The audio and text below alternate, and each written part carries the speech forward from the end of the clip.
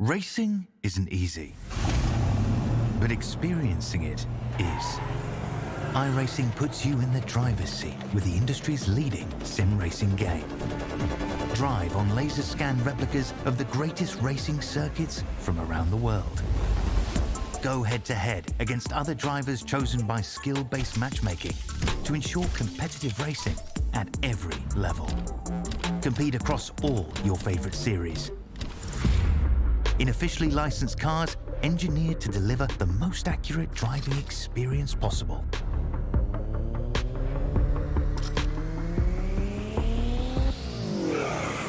Join a race or host your own with players from across the globe. Race against the computer or in a league with friends. Feel the thrill behind the wheel. Visit iRacing.com.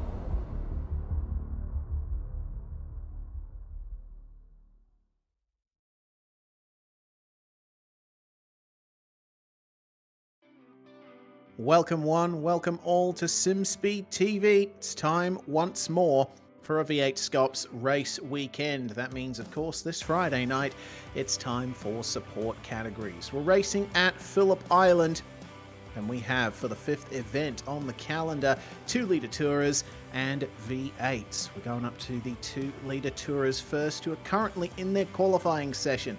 To bring it to you all live across YouTube, Facebook and Twitch is myself, Reese Gardner. I've got Dan Yeaman alongside me in the commentary box, and Jay Kennedy is the one handling everything behind the scenes. Give a big shout out to Jay for all of his tireless work here at SimSpeed TV. Well, Dan, we come to one of the best circuits in Australia, Phillip Island. Beautiful flowing circuit here just off the coast of Victoria. It's a track with a lot of history and quite a bit of good racing opportunity. It sure does, Reese. Thank you for that introduction. Thank you to all of you joining us here live, or whether it be on demand afterwards. Thanks to the video or the archives of the streams. We have a look here at the Google Earth track map, zooming into southeastern Australia, then down into Victoria itself, and past by the city of Melbourne and the metropolitan sprawl up there to Phillip Island, and down here on the southern edge, officially in the town of Ventnor, but you've got the main town of Cowes, which is just actually on the other side of the island, but given it's a pretty small place, Phillip Island, Reese, not too far away, all things considered. This wonderful track here, just under 4.5 kilometres of asphalt, top tier motorcycle grade material, which of course means it has played host to the Australian Motorcycle Grand Prix now for quite some time, and well, since 1978 in this particular fashion of the circuit as well, for good measure. Indeed, the only layout change this track has undergone is turn 4 up at Miller Corner. You can see on the track map there. Interestingly, the original route of turn 4 is still there, but it's a service road now. A little bit more runoff because, of course, you've got a lake right in the middle of the track, but most of the turns here are fast, and that means that you really need a car that's good on the aerodynamics and is able to change direction very nicely. It also means that with the high average speed, plenty of slipstreaming opportunities around here, mainly down the Gardner Straight into turn 1, Doohan Corner, but you can also get a little bit of slipstream on the way through turns 3 and into turn 4 and up to Lukey Heights at turn 9 as well. But the main overtaking opportunities are at turn 4 and down at MG as well, the slowest corners on the track. This is what we've got for the 2-litre Tourers tonight. 25-minute races here. They are timed, and there will be a compulsory pit stop for a minimum of 2 tyres in each race. Usually, Dan, we'd say that, oh, the drivers are just going to take 4 because it'd take the same amount of time. But that's in a V8. In a 2-litre touring car, well, it's front-wheel drive, so the only tyres worth changing are the fronts. They are, yeah, but at the same time, that also means you have the small issue of, well, we're talking about 25-minute sprint races, and to be honest, Reese, if I was potentially willing to maybe play a little fast and loose or have done some preparation for this evening, maybe you don't change the front tyres because you don't need to worry about the tyre wear, and instead perhaps you can get away with going to a cold set of rears if you've done the preparation and keep the warmth in the fronts, because a tyre warmth and tyre preparation and re-preparation from a fresh set of rubber is going to mean that these cars are around a track that relies on high speeds and maintaining your momentum through the turns. Going to a cold set of front tyres mid-stint means you're going to have to reset your approach to the racing after a little bit here, as qualifying just come to a close, which means, Reece, we can head to the grid. How about that for a front row margin? Damien Mulqueen, our series leader, puts it on pole once again, but he gets there by a mere 3/1000ths of a second over Brett O'Keefe in the number 22 Veloster. He does indeed. They're followed by Simon Gorowski and Brady Baldwin. Synergy Sim Racing up there in the top 4. Tyson Hanmer starts alongside Sean Hart, who is second in the championship, 16 points behind Mulqueen. Then we move to Craig Mason and Lindsay Hobbs, taking up the 7th and 8th spots on the grid. Alan Geel and Isaac Edwards take up our 10 cars here. The last drivers, of course, to set times in the session. We got Ben Christensen and Henry King in race control for this one, and if a driver needs to tow back to the pits, then the safety car will be called. Of course, this being an Oceanics sim racing run event to V8SCOPS rules, you have to request a tow back to pits. You cannot just escape back off the racetrack if you have a crash, can't make it back to your box. So we'll see if safety cars end up altering things tonight. Yeah, that will be important. And it's also, I think, important to note, this is the first time, I believe, since the SCOPS support series were introduced to actually get a time-certain race, which means that, well, we are pretty certain of exactly what we're going to get. There are 25 laps set in the session, but that just is to guarantee that we get to the clock duration. So things are a little variable here in terms of how the drivers choose to play out the racing in that case, as we're just about 20 seconds away from taking the lights here tonight. Of course, those manual safety cars, as you pointed out, meaning that the drivers are going to have to wait out the duration of the grid time, but now just down to 10 seconds before we go green. Indeed. It's a pretty long run to turn 1, and it is quite open, so there's a lot of potential for drivers to make up places on the way through to turn 2. But if anyone goes off on the outside, it's going to be a trip across the grass. Here we are then. Mulqueen already spinning the wheels there as we get things started. Green flag flies and we are away. Pretty consistent start, Mulqueen versus O'Keefe on the way into turn 1, but I see that Gorowski might be under pressure from Baldwin. See Sean Hart moving around in his Honda Civic, trying to find a way through and get closer to his championship rival Mulqueen. Into turns 1 and 2 we come, and things are quite clean here between our 10 TCRs. And a good variety as well. Unfortunately, we don't see any Audis in the field, but one of the Honda Civics, Simon Gorowski, off the circuit on the exit of turn 2. And once you touch the grass with your front tyres in this thing, it is game over. Oh, yeah, that's unfortunate there for Gorowski. That will put him a long way off the back of the pack, and for good measure, now all of these cars settling in. It would seem at this stage, O'Keefe with a good jump initially. Reece is now under some serious pressure from Mulqueen's Synergy Sim Racing teammate in Brady Baldwin there. P2 on the road, and it looks like just in behind there's a little bit of gap back to Sean Hart. So Baldwin can keep his eyes firmly focused forward as he works his way up through the hayshed for the first time here, as our clock ticks away in this race. We just see how drivers take this compulsory pit stop. I think still going to be under the rules, but never mind that for a second, because Mulqueen is very slow over the top of Lukey Heights here on lap 1. O'Keefe into the rear of him for a moment of a second, but that checks everyone up and brings Baldwin back onto the bumper of O'Keefe and just allows the rest of the group behind to close on in again, Reece, as we come to the lap 1. Mulqueen looking a lot more vulnerable, I have to say, than we've seen in rounds previous in this series. Yes, well, cold tyres might have something to do with that. They really kill you around this circuit on the first couple of laps, because these fast corners prioritise tyre heat over everything else. For Synergy Sim Racing running 1 and 3, we did see Isaac Edwards briefly there on lap 1. He had an off and is unfortunately down a few spots from where he was. But have a look at how much O'Keefe is pressuring Mulqueen here. It is Veloster versus Elantra at the front of the field, and that's a pretty good exit for O'Keefe from turn 2 as we pass the tyre tracks that Gorowski left on lap 1.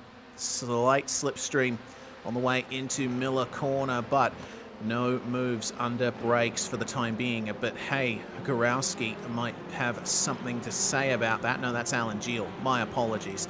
Lindsay Hobbs, defending from him in the Veloster, gets a much better exit, and inside for Siberia. Slightly banked corner, which means you can hold the outside if possible, but it seems the tyres are not quite up to temperature now for Alan Geel. He's going to have to wait for another move there. Now, top three have solidly broken away from the rest of the field. Looks like Geel's teammate Sean Hart could be putting a move on Tyson Hanmer, who has a big slide coming through Lukey Heights. That will give Hart the inside for MG. Look who's trying to follow them. Craig Mason. Oh, take it easy through MG. It seems the outside exit is where you want to be. Hamner making sure that he keeps the move from happening there, and already going for his compulsory pit stop. The pit window is open. It's at the end of lap 2 in every SCOPS sanctioned series. So Hammer looks like the one and only car to take his compulsory pit stop early here. Not the worst idea, really. Get that car onto its fresh set of rubber whilst it's generally still warming up. You're not going to have that temperature disparity that I was talking about, which will dictate how you want to play this race as we focus back in on your top three of Mulqueen, O'Keefe, and Baldwin. We're going to go to a couple of replays here in a moment's time, and we're going to start by looking at Hanmer and Geel once again, and very close to contact, but not quite. It was all in the hands of Hanmer there, but good recovery in that number 18 Autoserve Racing Elantra. Geel up the inside. We're going to go back to live pictures here real quick, because there we go. O'Keefe threatening around the outside of Miller corner, but Mulqueen protecting that apex there. Reese will keep the lead for now, and Baldwin keep in the picture as we're then going to go back to Lukey Heights. There's the tyre smoke in the foreground of Tyson Hanmer. Unfortunately, Isaac Edwards did kind of the same, but just a wee bit worse there as he went completely around, and thankfully Simon Gorowski avoids any contact there, and they carry on as a result. Yeah, difficult corner in these cars. Hanmer's already completed his pit stop there, back out on track with a 24-second box time. Now, I'd say that might, I think that's roughly within the margin for tyre changes in these cars. We'll see if anyone ends up going faster in the box. As any of the top three decide to come in, looks like, yeah, Brett O'Keefe is going to throw that spanner into the works and go for it at the end of lap 3. So it is Synergy Sim Racing 1 and 2 now. Mulqueen and Baldwin in the two Elantras leading the way. Let's see what O'Keefe does here as his fellow Veloster, Craig Mason, also jumps into the lane. Yeah, this is going to be interesting to watch here, as despite the pressure on that lap, Mulqueen will put the fastest time of the day on the board just there, which is good to see as these drivers work their way around turns, or turn 2 here for your leaders at the Southern Loop, as we're going to now be able to throw up this comparison here in the stationary and transit times to O'Keefe and Mason both, as we continue to watch your race leader work his way around through turn 3 here and down under brakes once again. We'll see if Baldwin can close up here. Should be critical, as we're going to watch here. Mason coming up to that time, and he's still in the lane. So Hanmer with the shortest stop of the race so far. No penalty has been issued to Craig Mason. It's going long here. Still going. Oh dear. Okay, both the Veloster drivers. Yeah, I'm getting the feeling they've gone for 4 tyres, and that's a serious strategic misjudgment in that case. You look at them both off the jacks. Mason's beaten O'Keefe out of the lane. And he has indeed, yeah. A full 5 seconds faster in transit, despite a pretty similar stationary time on the jacks. Either way, though, I think both those drivers have made a bit of an error and gone in with 4 tyres selected. So cold rubber all round on both those Velosters. And now pretty much out of the fight, which is a real shame, because Brett O'Keefe is right in it there, Reese, up until that pit stop, and I do believe was in error. He's already gotten past Craig Mason on the exit of the Southern Loop, as we focus in here on Lindsay Hobbs chasing down Sean Hart for what is currently 3rd on the road, as Mulqueen goes faster again. Yeah, Mulqueen really gained a good margin over Baldwin there on that lap. It seems that the tyres are well up to temp now for Mulqueen, and he might have just locked himself into going long on the first set of tyres. on board with Sean Hart and Lindsay Hobbs. Let's see what Lindsay can do here to get back past Hart. Remember, these guys were battling earlier. It seems that Hart won the battle for the time being, but he's having to go defensive here into turn 4. Hobbs, he tries to go for the inside early, but Hart was leaving it a bit late to turn in there. Or actually turning in at the proper time, I suppose. Very early there for Lindsay Hobbs, who runs wide on the entry to Siberia, but that's not the worst thing in the world. These cars, being front-wheel drive, do like as straight an exit as possible, but he has lost some time to Hart as a result of that. Oh, O'Keefe. Oh, yes. Small moment at the final turn. That's a shame. O'Keefe ended up getting by Mason on the exit of turn 2, but unfortunately that is quite the error there at the final corner, no less. One of the worst places you can make an error. But yeah, thinking about the strategy here and tyre strategy in these front-wheel drive touring cars, that is Brady Baldwin making his way into the lane, by the way. And we'll see if Baldwin decides to only change the fronts, which is what you'd expect in these cars. Moving back here to O'Keefe, unfortunately leaving it too late to turn in for the final corner, and once again, front-wheel drive, those fronts touch the grass, you are going straight on, and you can't do anything about it. No, it is one of the harsh realities of this type of car, as we see your leader Mulqueen carry around, but we've also got the feed here from Brady Baldwin, who's aboard that other Cindy Simracing car. So Alan Shields followed him into the lane as well. We'll watch for Baldwin's pit stop counter. There you go, 23.4 seconds. So indeed, there's your 2 tyre number on the money there for Baldwin, and joining Tyson Hammer at that number. Alan Gill also at around the 24-second mark, just a little bit on the higher side there for that one.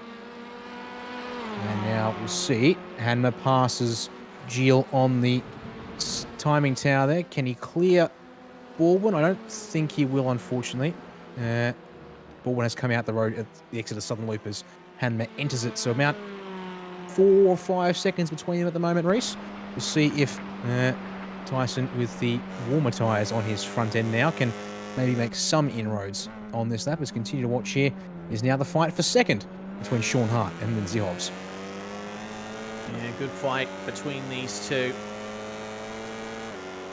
But will Hart pull a fast one and go for the pits this time? No, he will not.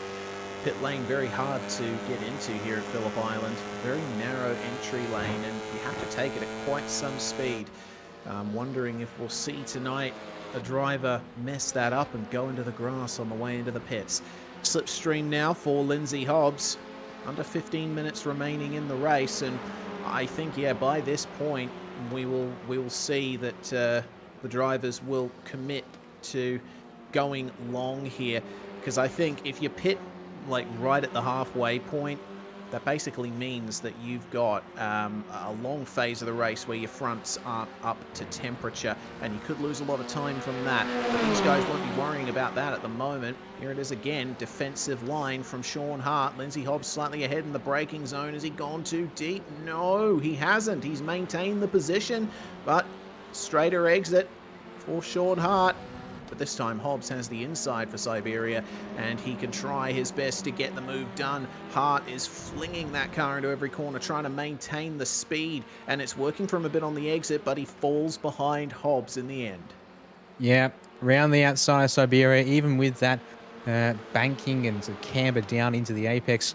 Unfortunately for Sean there, it was I was going to say a lost cause, but a little bit through the dust. That's been kicked up by, I think, Isaac Edwards having his incident back on lap 2 of this race there at Lukey Heights. Has actually made that racing look a little dirty there at the top of the hill. And Hobbs a little loose. Hart, though, a little loose to the penultimate corner. Will, at the very last second, pull it into the pit lane there. He was almost at risk of putting his right side tyres in the dirt. Gets it down onto the pit limiter there. Nice and aggressive, because it's one of those interesting pit lanes, I have to say. Here at Phillip Island, a lot of risk and a lot of reward that can be claimed from getting it right. As we check in with your race leader once again, Damon Mulqueen now with nearly 8 seconds on Lindsay Hobbs, and yeah, he's clearly, I think, opting for the strategy of staying out until the end of this one and then bolting on tyres right at the end They'll be cold, but he'll have made his margin in this opening phase of the race by sticking it out and letting the car warm up to him. And, well, looked pressured in qualifying, perhaps, based on the times, but once this race has gotten underway. And I was saying that, Reese, O'Keefe put up a really good fight there in the opening couple of laps, was most certainly there, and had good cold tyre pace, but unfortunately has a strategic blunder as out of the pits has come. Sean Hart there. Brady Baldwin will swing by back into net second. But Gorowski's actually gained quite a bit there, hasn't he? He has, yes. So got his pit stop out of the way actually not too long ago. He's only just come out of the lane on the previous time by. So despite a fairly lengthy stop, he's actually reinserted into the middle of this pack quite nicely. So that's actually quite fascinating to see, because Alan Geel wasn't exactly... Oh, sorry, probably Alan Geel, one of the two cars that didn't, or that got the pit strategy wrong by our understanding and took 4 tyres. No, actually, that's at the back. No, that was O'Keefe and Mason. Apologies to Alan. He's just ended up behind Gorowski, despite the incident on lap 1 for Gorowski. And speaking of incidents, Isaac Edwards is having a small moment at the exit of turn 1 there. And it's going to be turn 2 as well. He's converted that Elantra apparently into a drift spec car. He's got to be careful because the race leader is rapidly approaching at the moment, who's still yet to stop. I think Damon Mulqueen might have to abort his strategy here if Isaac doesn't get by. Oh no, my word. Right, so the tyres on the number 15 are well and truly gone, and he needs to be careful here because the race leader would like to carry on his business. Yes, well, Isaac pulls over, gets on the brakes, allows Mulqueen by, and, well, yeah, it seems like that race on Oz Elantra is having some troubles with the rear end here. Edwards, only having just come out of the pits. The front tyres will obviously be colder than the rears, but these cars, you have to set them up with a good bit of rearward brake bias just to get them rotated on the way into the corners. And sometimes a circuit with quick turns like Phillip Island, that works against you. Fortunately, a front-wheel drive car is a bit easier to save than a rear-wheel drive one. You just jam the throttle in and steer into the slide, but it still loses you a ton of time. On board with Alan Geel, meanwhile. 7th place looking at 6th, because Simon Gorowski is a little bit slow there through turn 2 in the Alfa Venturi Civic. That's a pretty good exit there for Geel. He's going to have the outside for the hairpin here. Will Gorowski yield, or will he fight it in the braking zone? Looks like he's on the brakes just a little bit earlier, but lines it up on the inside, just carries the brakes a bit deeper into the corner. Nicely done. In the midst of this fight here, it looks like our leader, Mulqueen, has come into the lane. Lindsay Hobbs is now the only car on the set of tyres he started on. Yep, so Hobbs is going to push the go as long as you can strategy to roughly its maximum. We'll see how this all plays out as this scrap between Gorowski and Geel continues here as they climb up and over Lukey Heights. And just ahead of these two, we've also got Sean Hart and Tyson Hanmer going at it, as Hanmer's been able to close down that margin since Hart came out of the pits just 2 laps ago. Now there is your previous race leader, and oh my word, the fact that he's, again, this is actually the advantage of overcutting in a TCR car, because look at the gap back to Brady Baldwin, who has been out of the pits for now 5 laps, had a faster time down the lane, stationary and transit for good measure as well to boot, and still Mulqueen has pulled a good 7 seconds as the cars round the exit of the southern loop there, Reese.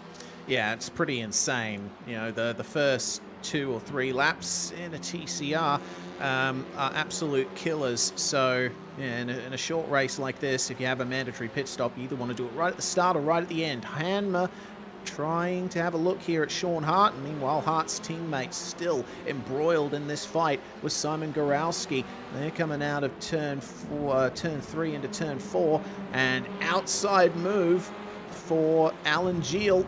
Goes over the AstroTurf though, and has to yield back to Gorowski. Goodness me. These two, I think this battle is nowhere near done. Lindsay Hobbs, meanwhile, in the pit lane, and that will cleanse the field. All of our cars having completed their mandatory service. The pit window closes 2 laps from the end, so Hobbs still had a little bit of time to do it, but I think the tyres may be past their best. We'll see how this works out for him with the biggest overcut of all. I will say it's kind of interesting, and as she's been reminded, so we were talking about how this is one of the first of the support races that has had a compulsory stop, as Brady Baldwin will reclaim second place off of Hobbs there with the end of the pit cycle. We'll see here, Hobbs obviously was racing Sean Hart early on in the stint. They're coming down the Gardner straight into Doohan Corner with a head full of steam. But Hobbs has got a couple seconds. We'll see if that gap will shrink. The question is by how much, as Hobbs tries to warm his front end back up. We'll check in with them later, as we'll keep our eyes on Gorowski and Gio, although we have lost Lindsay Hobbs from the racetrack for a moment here, and then he reappears as they head through Stoner Corner. As we see there, your drivers in 4th and 5th, Reese, catching up quite quickly. Hobbs really having to tippy-toe here on those cold tyres. This is the risk you take by going long in exchange for having put your pace down early on in the race. Yeah, this is actually a good primer for how the differing strategies work here. Meanwhile, Alan Geel still trying to get past Simon Gorowski, still not having any of it is Simon. He's saying, no, I will keep this position. You'll have to really work to get by me. You see how much this duo here of Hart and Hanmer are catching up to Lindsay Hobbs on the first lap. You know, with an awful lot of time spent with the tyres loaded up through these fast corners, you lose so much time when the tyres are not up to temperature. And have a look at that. The story is told in the exit already here. Hart right on the back of Hobbs. So 3 drivers with a last name starting with H make their way onto the front straight here. That's a great exit from Sean Hart, and Hanmer might just try to follow him through here because Hobbs's tyres won't be up to temperature still. Hanmer moves to the inside. Let's see if he can get it done at turn 1. Hobbs will try to hold it, and Hanmer really struggling to keep the rear in check. Yep, tiny bit of contact, but you can get away with that in these cars, and Hobbs moves to the back of that train. Well, there you go. If there was ever a track that punishes cold tyres, this is it. Especially for a front-wheel drive car that is busy working that front end over. And despite having to get past Lindsay Hobbs there through turn 1, a great run off of turn 2 for Hanmer puts him on the outside for Miller Corner here at turn 4, but not able to get the car tucked in and moved on. It keeps Hobbs in the fight as his tyres start to warm up. And this is actually going to be quite valuable for him here, because if Hanmer keeps at it here with Hart, then despite the pain of the next couple of laps for Hobbs, he's now in the slipstream and he'll be warming that car up as he goes. He might be able to be in with a shot at having a crack here in the final couple of laps, as Gorowski and Geel still going at it here, Reese. They've just exchanged places once again on the exit of Siberia there. Yep, Gorowski held the inside of Siberia and got back by, and Alan Geel might be getting a bit frustrated at this point. Gorowski, though, a little bit deep into Lukey Heights. Geel makes sure that he gets the mid-corner and exit right. A bit of a wider turn in for MG might be to his benefit here. Let's see how the front straight ends up going for these two.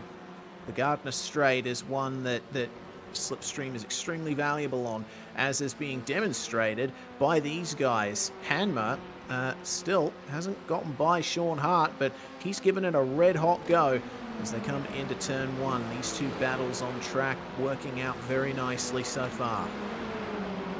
They are indeed. The odds on them coming together are rather slim, in the sense that Gorowski and Geel still about 10 seconds back from Lindsay Hobbs. And Hobbs, despite that slipstream, just struggling so much with cold tyres, still has been almost completely dropped by the Honda and Elantra of Hart and Hanmer here, as we're on the 13th lap of this race. My timing estimates 16 for this time certain event, as there we go. Geel to the outside for Miller Corner. He's looking for the switchback though on Gorowski there.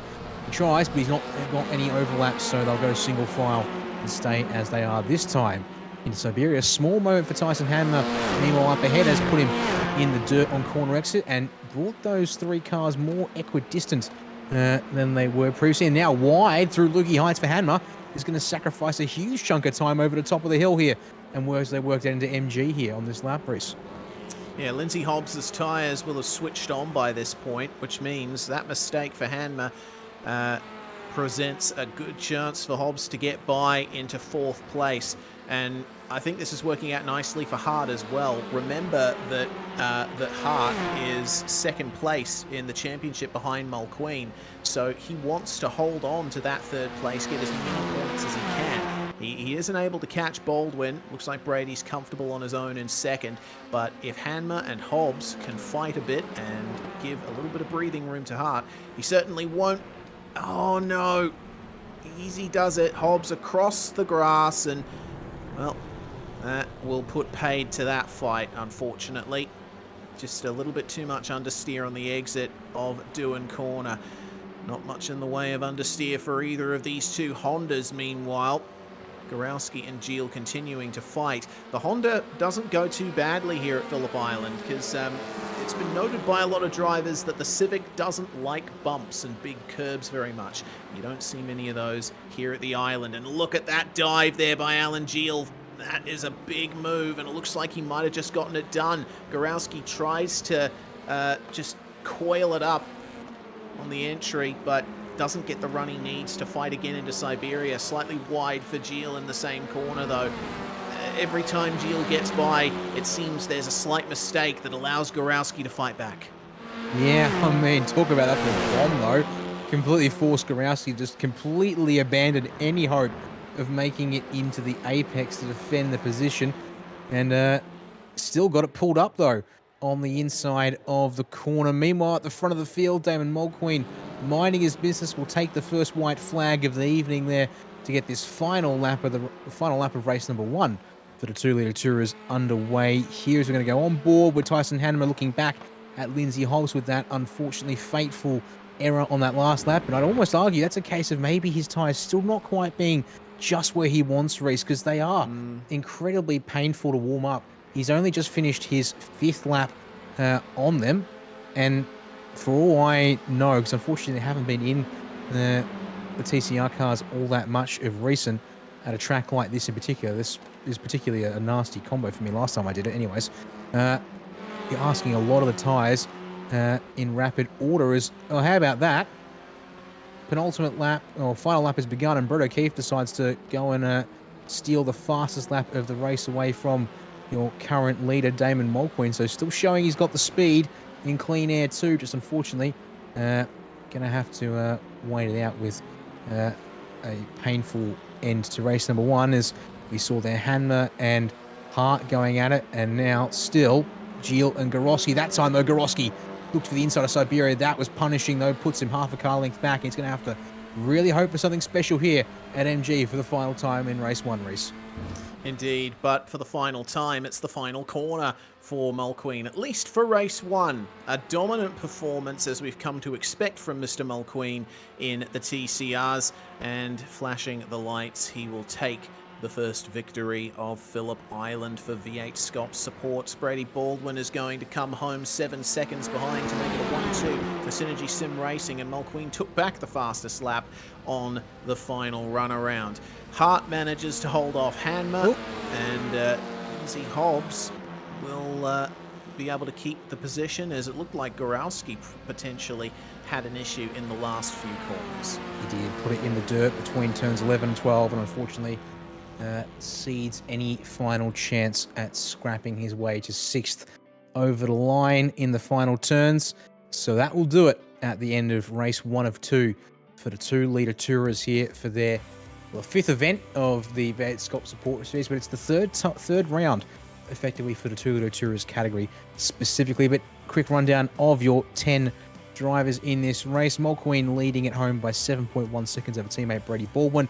Sean Hart there coming home in 3rd, able to keep Tyson Hanneman in and behind, but only just there between the two of them for 3rd and 4th. And then Lindsay Hobbs, really, I guess, a case of what could have been there for the Excalibur Esports. Veloster, he'll have to settle for P5. Alan Geel fending off Simon Gorowski for 6th and 7th, respectively. And then, well, probably the biggest case of what could have been with Brett O'Keefe starting on that front row.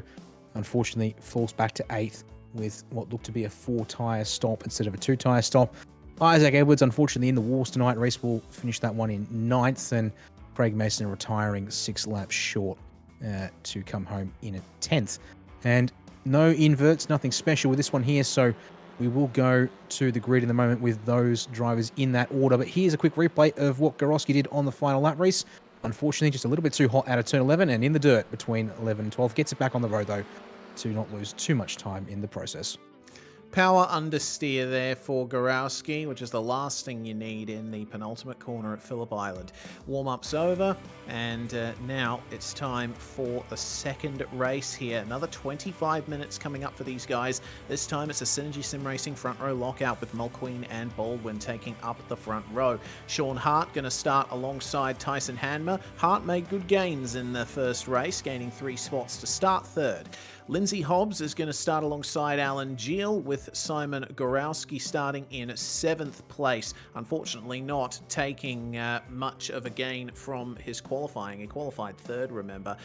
Brett O'Keefe and Isaac Edwards, along with Craig Mason, making up those final 3 spots on the grid. And we're almost ready to have the green flag drop.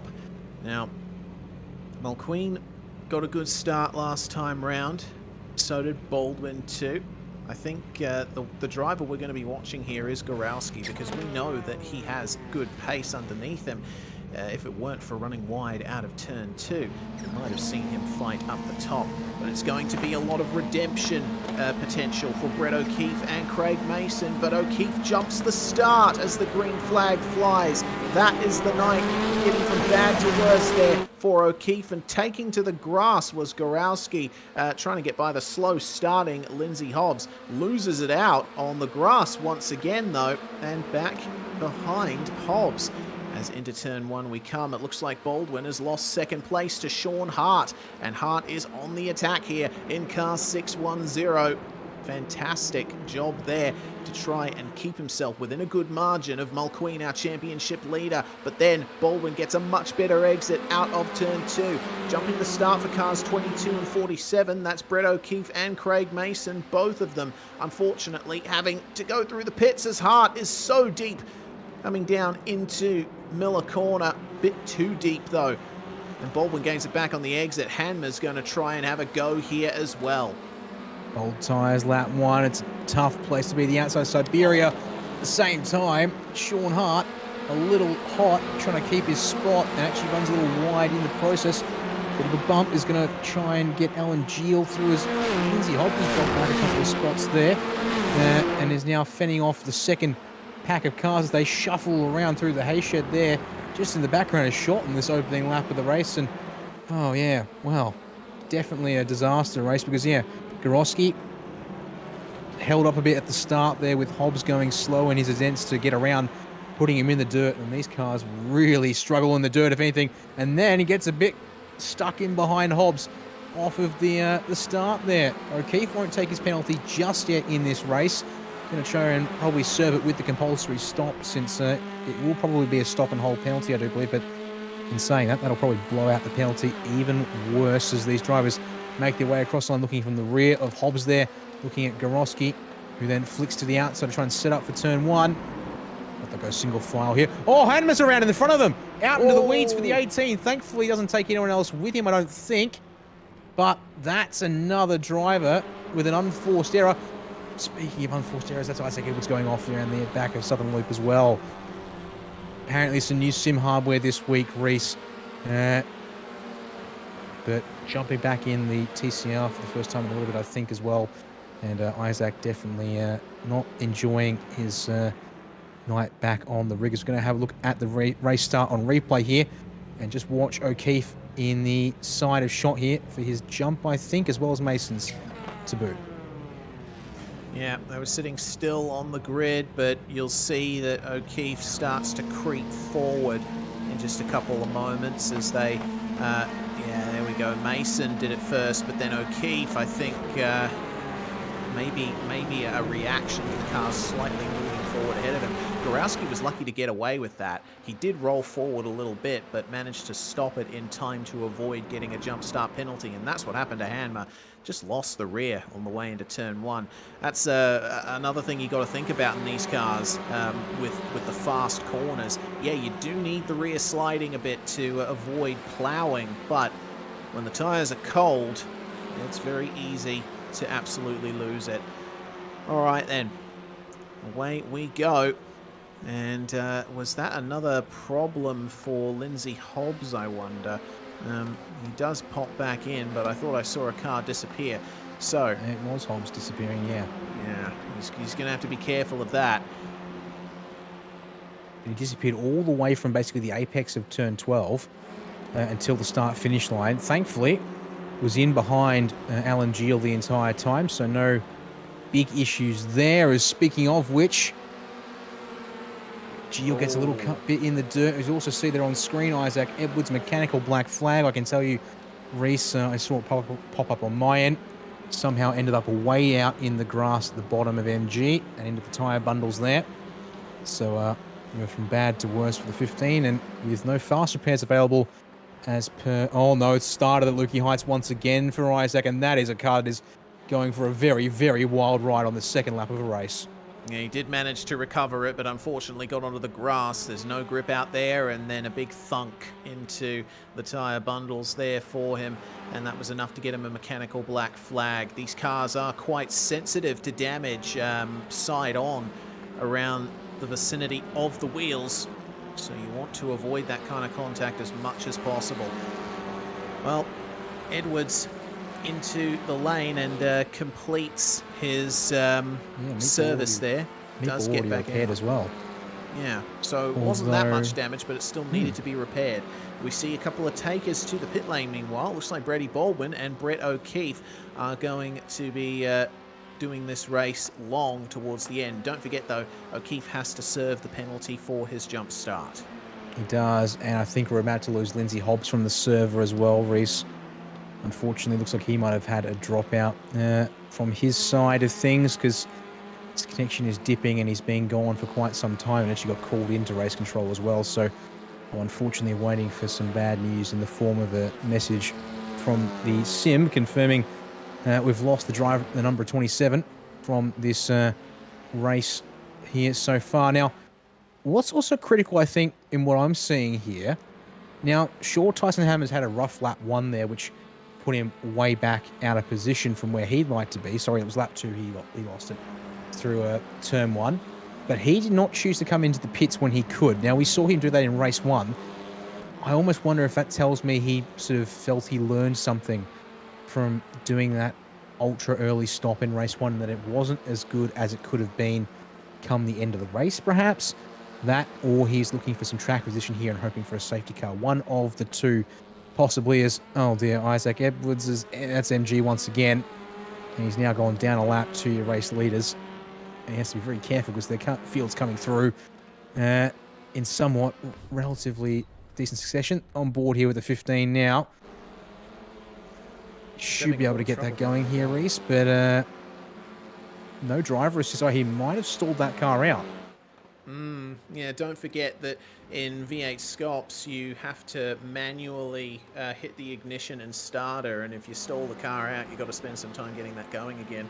Saw Borowski coming into the lane just then as well. So seems that there's quite a few drivers going for an early stop here. Of course, a few of them because of penalties and meatball flags. But Borowski and Baldwin, main drivers to really put themselves on an interesting strat come the end of this race. Mulqueen isn't worrying about that. He has the fastest lap and he's steaming away. But Sean Hart, his championship rival, is trying his best to keep up. Won't happen too well, though, with going wide in turn 4 like that. Yeah, such a narrow line, optimal line, as Gorowski's just come out of the pits, I think, but being pipped by Brady Baldwin, which means once again Baldwin will resume effective lead of the race somewhat, but at the same time, I wouldn't be too shocked if Mulqueen... Oh, Craig Mason's found the hill. Oh dear. And that's big damage to the 47. It's completely ripped the right side off the car. I don't know if he's getting that car back to the pits. We might just get our safety car here in race 2, as Gorowski's had an issue of his own. We're being told 47 to hold on track. I reckon we're getting the safety car here in race 2, Reese. That's going to throw things to curveball. Mulqueen into the pits straight away. No need to wait for that one, as the safety car is scrambled here for the 47 of Craig Mason. Oh, Mulqueen timed that perfectly, didn't he? Gets it done, and safety car is scrambled. It's such a shame for Craig Mason, though. Already having a very tough night. But it's just gotten even worse for him as we check out what happened. It was an early turn in for Lukey Heights and ran over the grass and a little bit too deep on the way out, and there was no stopping that thing coming across the crest. Yeah, that has just completely ruined the front and left side of the car, and the rear left as well. Look at where it is in the arch. It's completely caved, yeah. Both right side tyres in there and ripped the front end off the car to boot. And, well, no, not even an attempt to be able to get that thing back to the pit lane. And I don't blame Craig Mason in that case. As we see here, the driver's under the control of the safety car of Ben Christensen behind the wheel currently. But critically, Sean Hart and Alan Geel, our Code 9 esports drivers, have not gone to the pits here yet. And this is not good for them, because they've got a compulsory pit stop to do, as the rest of the field, either having stopped under green or stopped under the yellow here, are going to come up behind them, and they're going to be in a world of hurt with only 7 drivers on the lead lap and still in this race. Well, this is the thing. I heard Alan Geel over voice chat asking race control for clarification, can we pit under safety car? The answer is yes. So these guys in the Code 9 camp are probably kicking themselves right now. They could have come into the lane right then and not lost time. It's only the pit exit that is closed as the safety car and field goes by. Any other time, you're free to use pit lane under caution. So they are yeah, I think this has completely screwed the race for the 2 Hondas out there, as we see a definitely screwed race for the number 47 Hyundai Veloster. Still there at the moment. Race control just waiting for the opportunity to call him back to the lane. I really feel for Craig Mason there. You do not want your race to end like that, as the Code 9 Hondas come into the lane. Mulqueen and Baldwin already up behind the safety car. Considering the gap right now and the reduced rate of of pace behind the safety car, they might not actually lose out too much here, because there's a big gap back to the next car of Tyson Hanmer. 18 seconds, they might just lose out. Yeah, they've just hit their pit boxes now, so wait 24 seconds. And even Brett O'Keefe, who's just rounded the penultimate corner, he's coming to the final corner now. And he's more or less at speed still. So unfortunately, for the Code 9 cars, I would expect they will fall back to 6th and 7th place here in a moment. And indeed, O'Keefe goes through. So on board with Craig Mason to the instant. Brought out the safety car. And as you said, yeah, Reese grabs the curb, goes over the top of it even at Lukey Heights. And once he's done that, the car is not going to turn in the way he wants. And unfortunately, that wall of tyres was the only destination that he was going to be heading for in that 47 there, sorry. And that does mean race is done for him, as Hart and Geel come out, and yeah, 6th and 7th.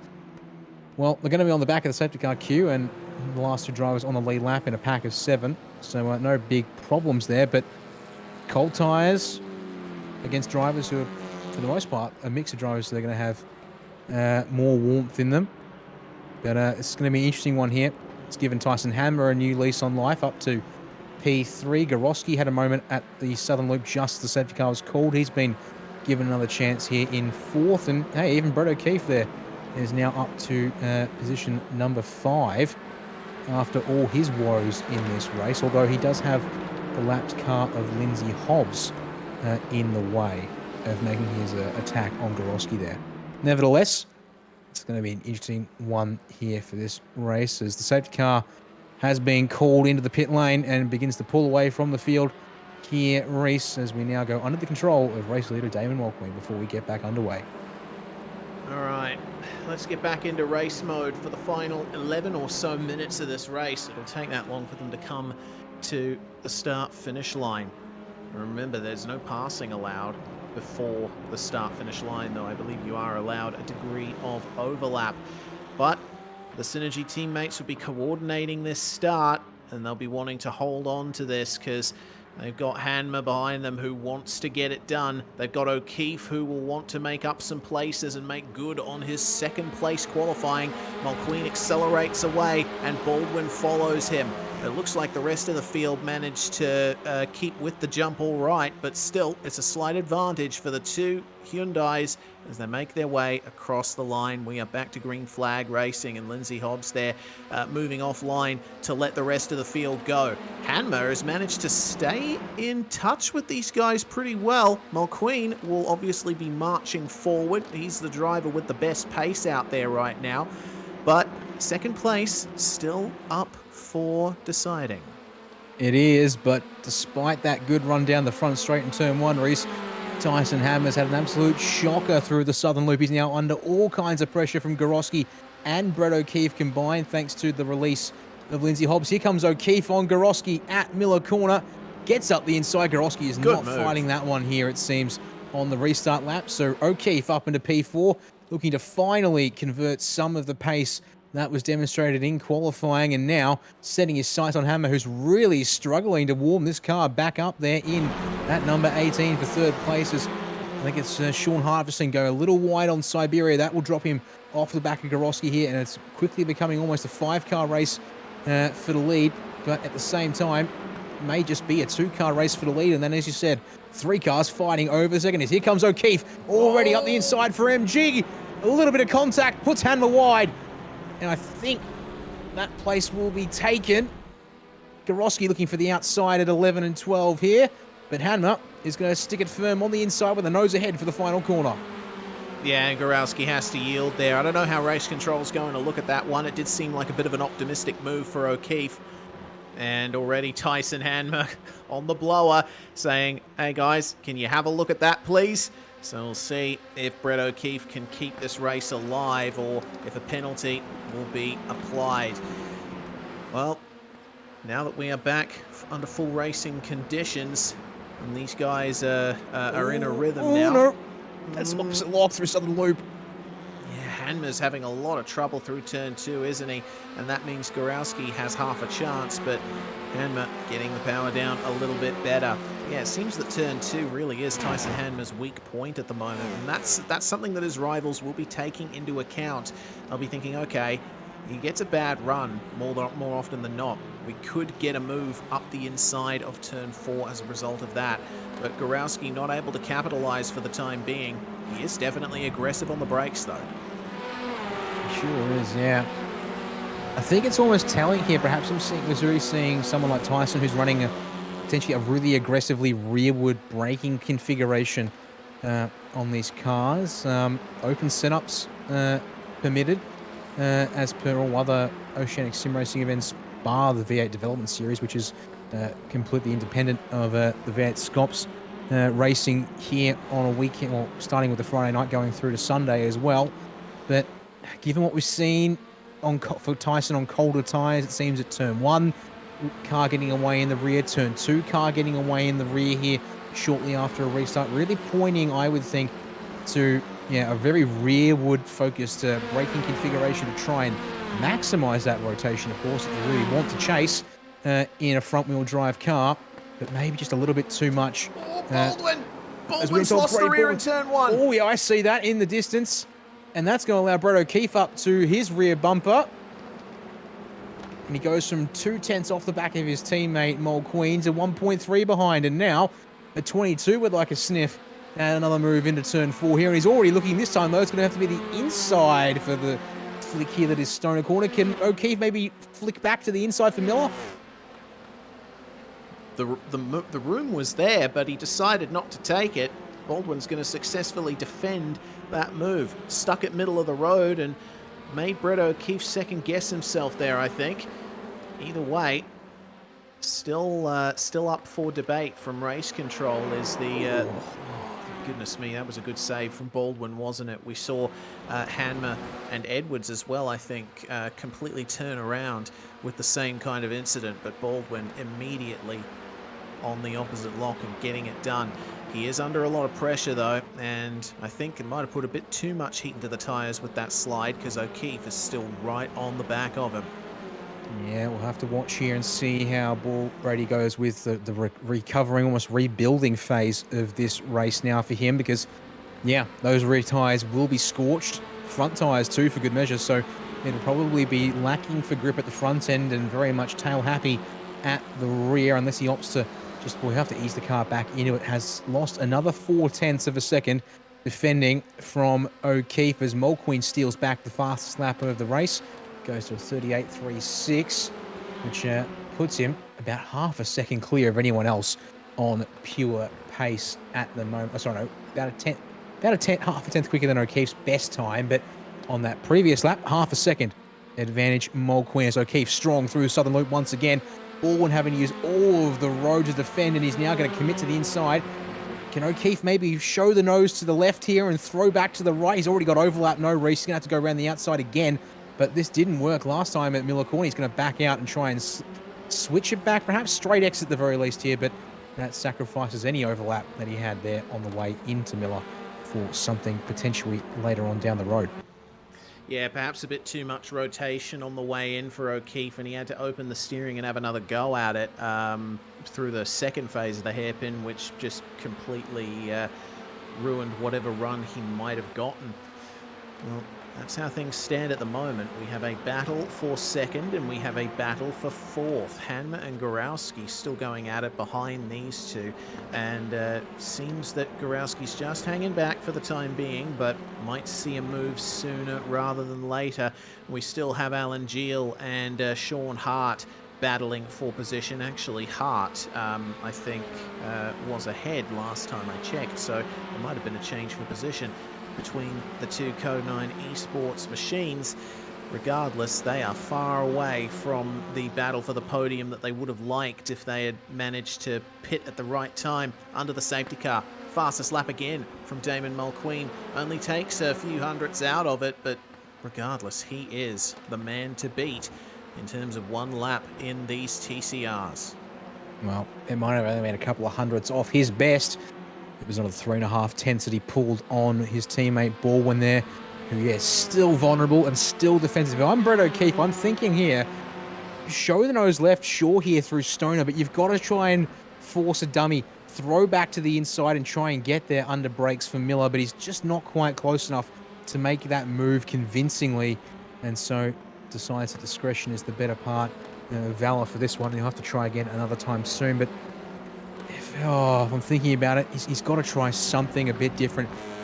I guess at the same time, playing the long game here, would rather stick to it and get the points, because coming into tonight, actually didn't have any points yet in the series. It's actually his first time racing in the 2-litre Tourers this year, as we're on board with Simon Gorowski, who was just looking at the inside of Siberia not long ago on Tyson Hammer, who we switched to here, the number 18 Autoserve Racing Elantra. These two looking pretty closely matched at the moment. No pressure from the Code 9 Hondas of Geel and Hart, it would seem. So these two very much free to race. We're coming to the line. It should be 2 laps to go here, given that we've got just over 3 minutes on the clock, and we are doing just under the 1 minute 40 barrier here in this race. And another fastest lap to Mulqueen.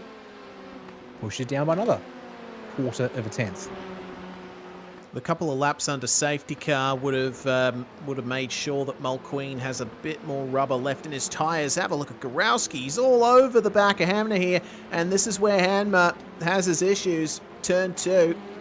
He does have the inside line though, which gives him a good exit this time, but man, Gorowski is right on it, isn't he? He wants that 4th spot, which might well be 3rd, depending on how the steward's decision on Brett O'Keefe turns out. So they're racing for quite a bit here. And once again, Gorowski, perhaps the best driver under brakes, what I've seen tonight. He's just flinging that thing into every single corner. Hanmer is able to keep the position for the time being, but I think that his time is running out here.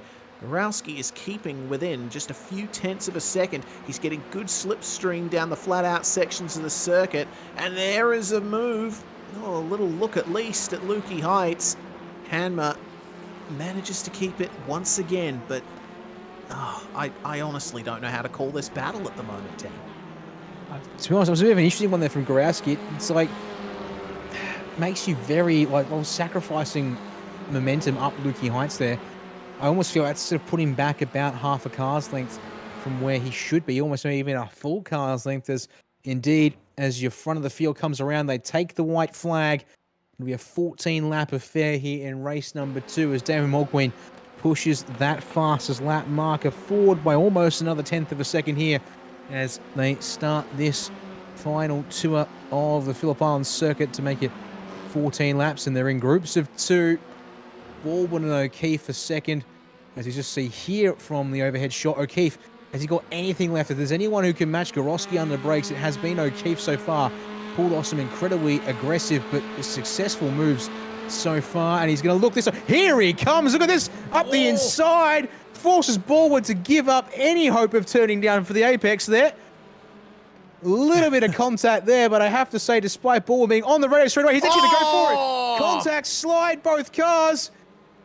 Well, if there was any call for a redress going to be warranted, it's certainly been taken back by force here. As then it's going to be a drag race between these two, up past the hay shed to Lukey Heights for the final time. Hanma leads Gorowski by 4 tenths. This is where we're going to have to keep our eyes on to the end race.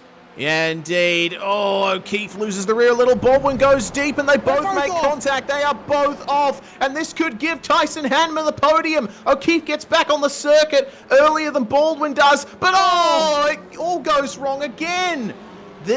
Wow, yeah, this is a controversial end of the race. Tyson Hanma gets up into second, but the glory will go once again to Damon Mulqueen. That is 2 from 2 plus pole position for the 2-litre tourers here at Phillip Island. Oh my goodness, we have a lot to dissect here. Baldwin and O'Keefe trading blows on the final lap, and it all went to tears at the end. Yep. If it had just been the Siberia, or the Miller Corner and Siberia moments, that would have been okay. But then it unfolds so rapidly. So we're going to go to the top-down shot here at Miller Corner from this absolute lob of a move. And to us, I'd almost say that's fair game for the last lap of a race there, Reese, because he doesn't throw that thing, he doesn't throw the 22 way past the apex. He's a little deep, but he keeps plenty of room for Baldwin, who then fires it back up the inside. That one was a little bit more touch and go with the contact, sending both cars on the 45 and the slide here. And then up to Lukey Heights. We'll watch this one again as confirmation that, actually, pardon me, lap 8, yeah. O'Keefe and Hanma back on lap 8 racing. So, yeah, so Baldwin wide, and then it just sends both cars off to the gravel. I have to say, that's just a case of, yeah, both drivers going full tilt. And then, yeah, Baldwin with the rejoin. Absolutely slammed into the side there. I get the feeling that maybe Brady Baldwin's going to be the one drawing more of the ire of race control as a result of that one. But Damon Mulqueen takes the win. Tyson Hanma and Simon Gorowski will complete the podium for race 2. Brady Baldwin, 4th on the road. Alan Geel, 5th on the road. Sean Hart also finishing there ahead of Brett O'Keefe. Hobbs, Mason and Edwards round out your field. Hobbs 2 laps down with Mason and Edwards retiring from this one. Shame for a few drivers here tonight, but man, Damon Mulqueen just extending his championship lead after that one. A really awesome run from Damon, who joins us in the commentary box now for a post-race interview. Big congratulations there, Damon. It seemed like all of the action happened behind you tonight. Yeah, it was nice not to be caught up in it. Unlike at the last round in, not Bathurst, sorry, like in Montreal. I think not having a reverse grids had a bit to play with that there, and then I'm not sure what happened with Brett's stops in both of the races, but it looked like it may have ended up doing all fours. So yeah, that made it a lot easier because Brett definitely had some decent pace, and around here with the draft, if you can't break it early on, it's really difficult to. So definitely made things a lot easier. Yeah, I can tell you that at least in race 2, O'Keefe had to come in to serve a penalty for a jump start, and I wanted to touch on that. It's a little bit more difficult to start these cars than it initially seems. What's the process you go through? Well, without giving away all the secrets, there is a handbrake mapped, and there is some clutch play and some throttle play. I'll put it that way. And because I don't physically have a handbrake, I have to really awkwardly hold my hand onto a button on my steering wheel. So it does make it a bit awkward trying to set it all up, making sure I'm getting the RPMs in the right range. And yeah, but once you figure it out, you can blister away quite well. All right, well, either way, that is 2 from 2 plus pole position, an excellent haul of points for you from Phillip Island, and that's going to turn out to be a really good advantage for you coming into the next round. Is the rest of the year, are you hoping it's going to be like this, or would you like a bit more competitiveness up the front? I definitely like some more competitiveness, because, you know, it can get quite boring running by yourself. Brady starting to get there. Haven't quite spent much time as I'd want with him to try and build him up a bit more in these cars, but considering beforehand he only did a small handful of races last season, and he's now racing these, he's not doing too bad to start off with, basically. So, and yeah, and then with the overseas racing that I'm doing in these other places, that's definitely a big advantage to me, because it's just absolutely chaotic over there. So coming back here is actually quite nice where everything sits at the moment. So no, I'd still definitely like to see more competitiveness come through, and hopefully some of these guys in the field can, you know, work on that and bring it to me, hopefully. Kind of like what the KSR boys did towards the end of last season. Yeah, indeed. Well, hopefully we get another chance to talk to you after the next round at Road Atlanta. Damon, anyone you'd like to thank for your results tonight? You know, I just got to honestly thank all the guys at Synergy Sim Racing. You've been putting some great work into everything we've been doing lately, and it's sort of showing across all the fields, all the categories we're running in. I've got to thank Wave Runner Performance Centre, DGD Customs, Aftershock. Who else have we got on these cars now? Smith & Son, CEO Photo, Aussie's Mechanical, and if there's anyone else I've missed, I'm sorry. All right, well, thanks very much for joining us, Damon, and congratulations once again. That's a double win there for our championship leader, and a surprise podium at the end, Dan, for Tyson Hanmer.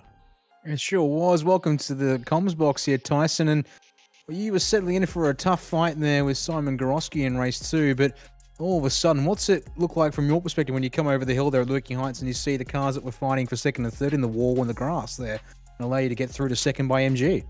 Well, if the safety car wasn't a gift, that was probably Christmas come early, I think. So yeah, I seen that they were battling pretty hard. I think the elbows were definitely out, so it's just a matter of just seeing what would happen. And yeah, obviously, what happened, and yeah, we managed to get through and get a from what the race start was. My God, a surprise P2.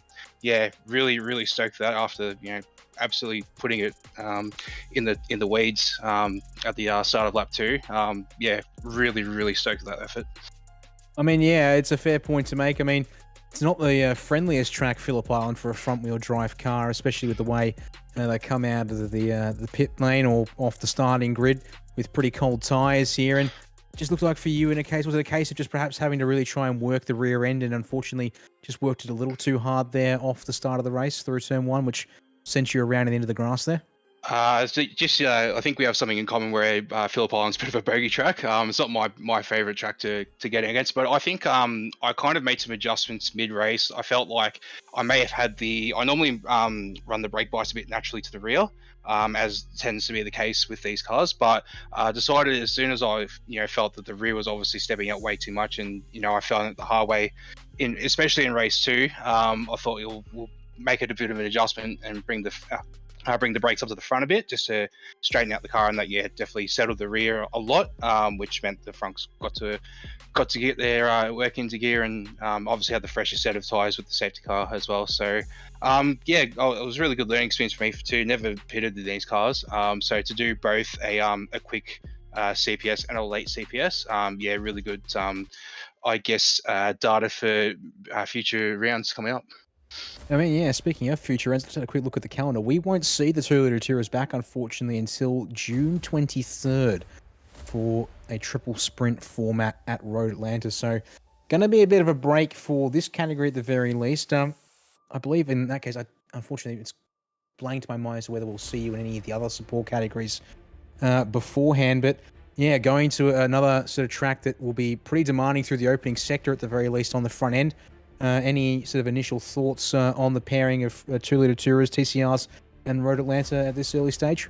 I think it's, quite honestly, it's probably one of the best combos in iRacing. If you haven't given it a try, definitely give it a try. I'm actually really, really looking forward to it, and hopefully, I think Damon would be looking to have somebody to battle with. So I'm hoping that'll be the case, because I think we've been robbed of that, especially in the first round. Canada, I think we're both kind of on par, battling for fastest laps. So, if I can get my act together and put in some really big practice and try and get another triple sprint win, that'd be awesome. But yeah, we'll see how we go. I'm looking forward to it though. Well, yeah, before we let you go here, Tyson, P2 in race 2 tonight, who do you want to thank for your results? Just the fellas at Autoserve for their continued support, and their supporting partners in Wins, Wolfchester, High Tech Oils, and Grip Clean. Shout out to Infinity Designs for the paint, and also to SimSpeed, yourself, Reese, and Jay for all the work you do. Thanks, guys. Appreciate it. There we are. Tyson Hammer, second place in race 2 of the 2-litre Tourers here tonight, and that will conclude the first half of the evening here. Reese, we'll take a short break here in the comms box, and when we come back to you all here on the broadcast, it's time for V8's action with their 3 races here at the Island. Stay tuned after this short break. Racing isn't easy, but experiencing it is. iRacing puts you in the driver's seat with the industry's leading sim racing game.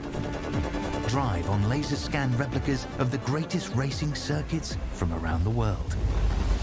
Go head-to-head against other drivers chosen by skill-based matchmaking to ensure competitive racing at every level.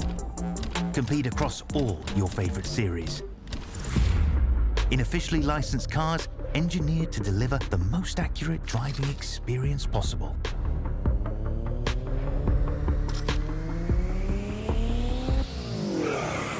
Join a race or host your own with players from across the globe. Race against the computer or in a league with friends. Feel the thrill behind the wheel. Visit iRacing.com.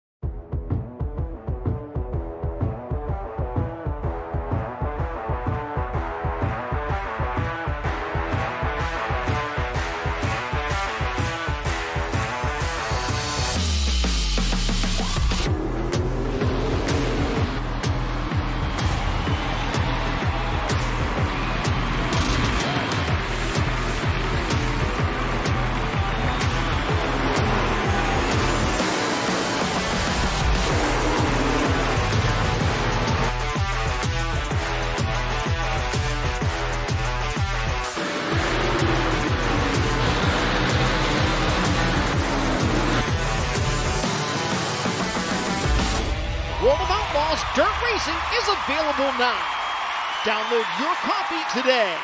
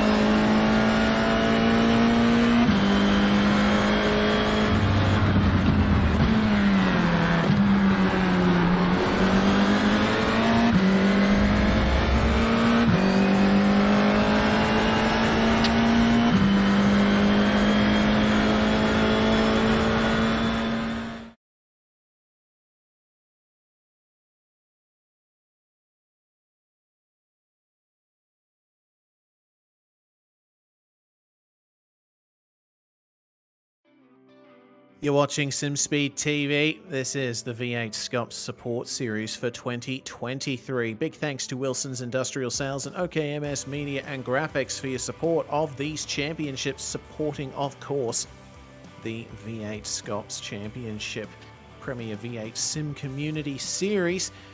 The fifth event at Phillip Island has seen some pretty interesting ends to races in the TCR category.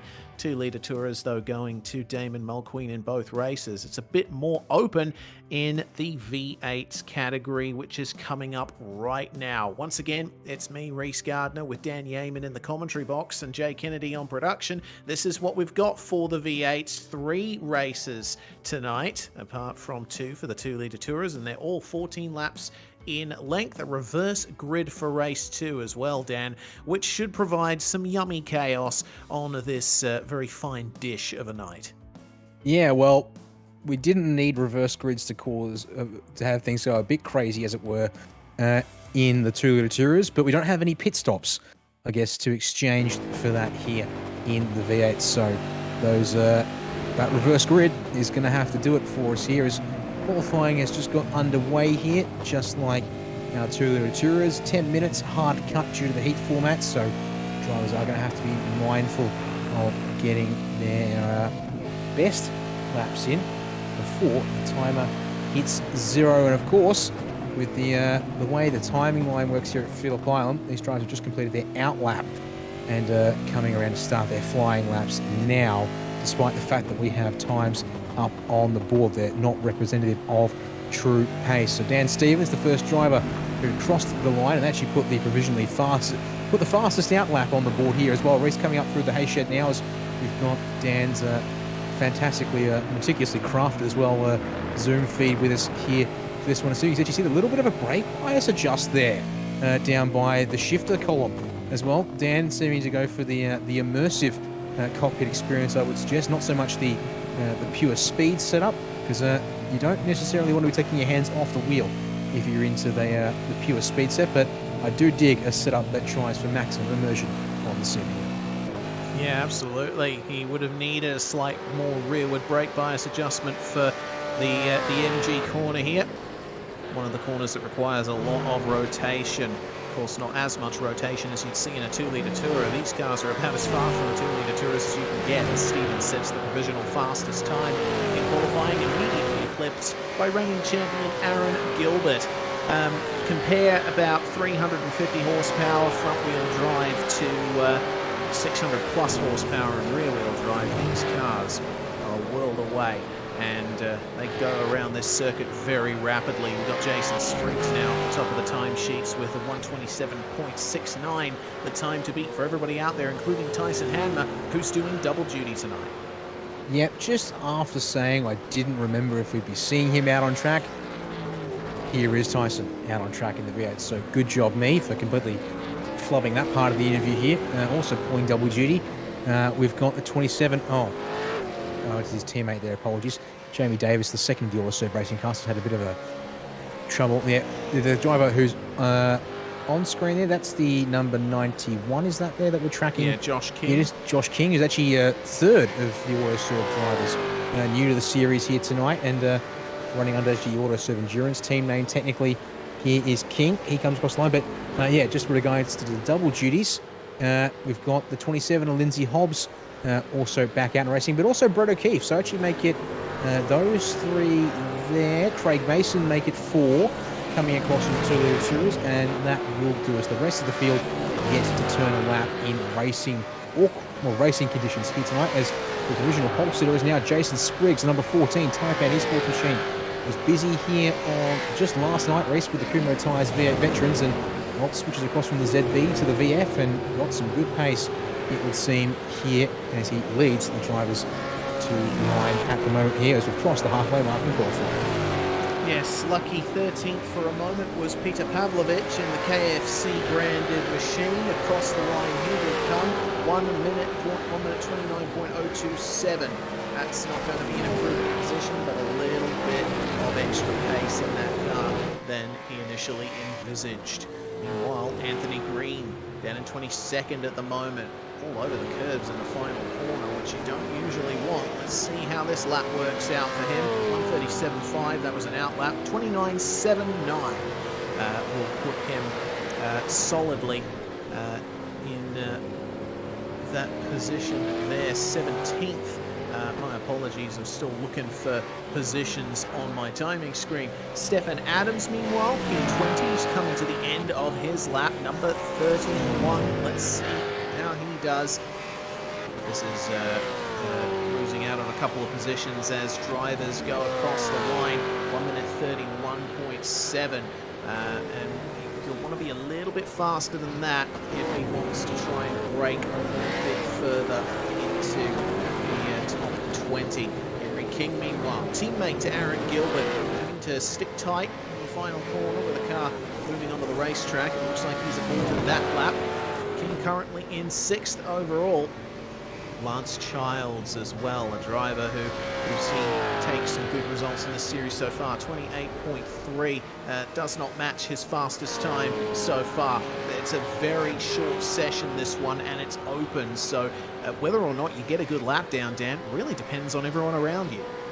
Yeah, it does, and also critical is that we've now passed the marker in which drivers can come in, get a fresh set of tyres on, and get out for one final lap. Everyone out here on track is committed, and this is the end of it. There's a whole bunch of drivers coming out now, but I fear they're too late, and it includes drivers like Henry King. So I think they've missed the marker by about 30-odd seconds, if not more, because you really do want to give yourself, you need to make sure you give yourself at least a couple of seconds to ensure the time is processed before the end of the session. So there you go, Joe Mahoney, currently, unfortunately, the dubious honour of, well, pardon me, sorry, no, not currently last, apologies. That currently sits with Jamie Davis, who unfortunately made an error on his first flying lap and actually got disqualified by iRacing, potentially for just an issue with the way he tried to rejoin the circuit and the direction he was travelling, I think. Alas, it means he still languishes at the back of the field the last time set. But it's a very healthy field here tonight. We have got, from what I can see, 29 drivers in the server, although only 27 are set times and not all of them are currently out on the circuit at the moment. Shane Bowen, though, he's one of those drivers still out on track. See if he can improve on an 8th place position, but that little lock up there, Reese, at MG is going to pay hook to that effort, I do suspect. Yeah, Shane's out with his Cobalt teammate Nick McMillan at the moment, and yeah, with the session now 1 minute and 30 remaining, with McMillan and Bowen coming to the line, I think that's the last opportunity they're going to get to improve. McMillan, it seems, well, he did run a faster time, but he did get an off track on that lap, so a bit of a shame for them. Their teammate Ben Hacker across the line though, 19th at the moment. Gavin Cox with a massive improvement meanwhile, goes up to 4th spot. Really good stuff from the middle finger racing duo of Stevens and Cox, with Joe Mahoney now out of the final corner. Let's see if he can improve on 24th place. 1 minute 29.1. Is that going to work out for him? 15th spot. That is a massive gain there from Joe Mahoney.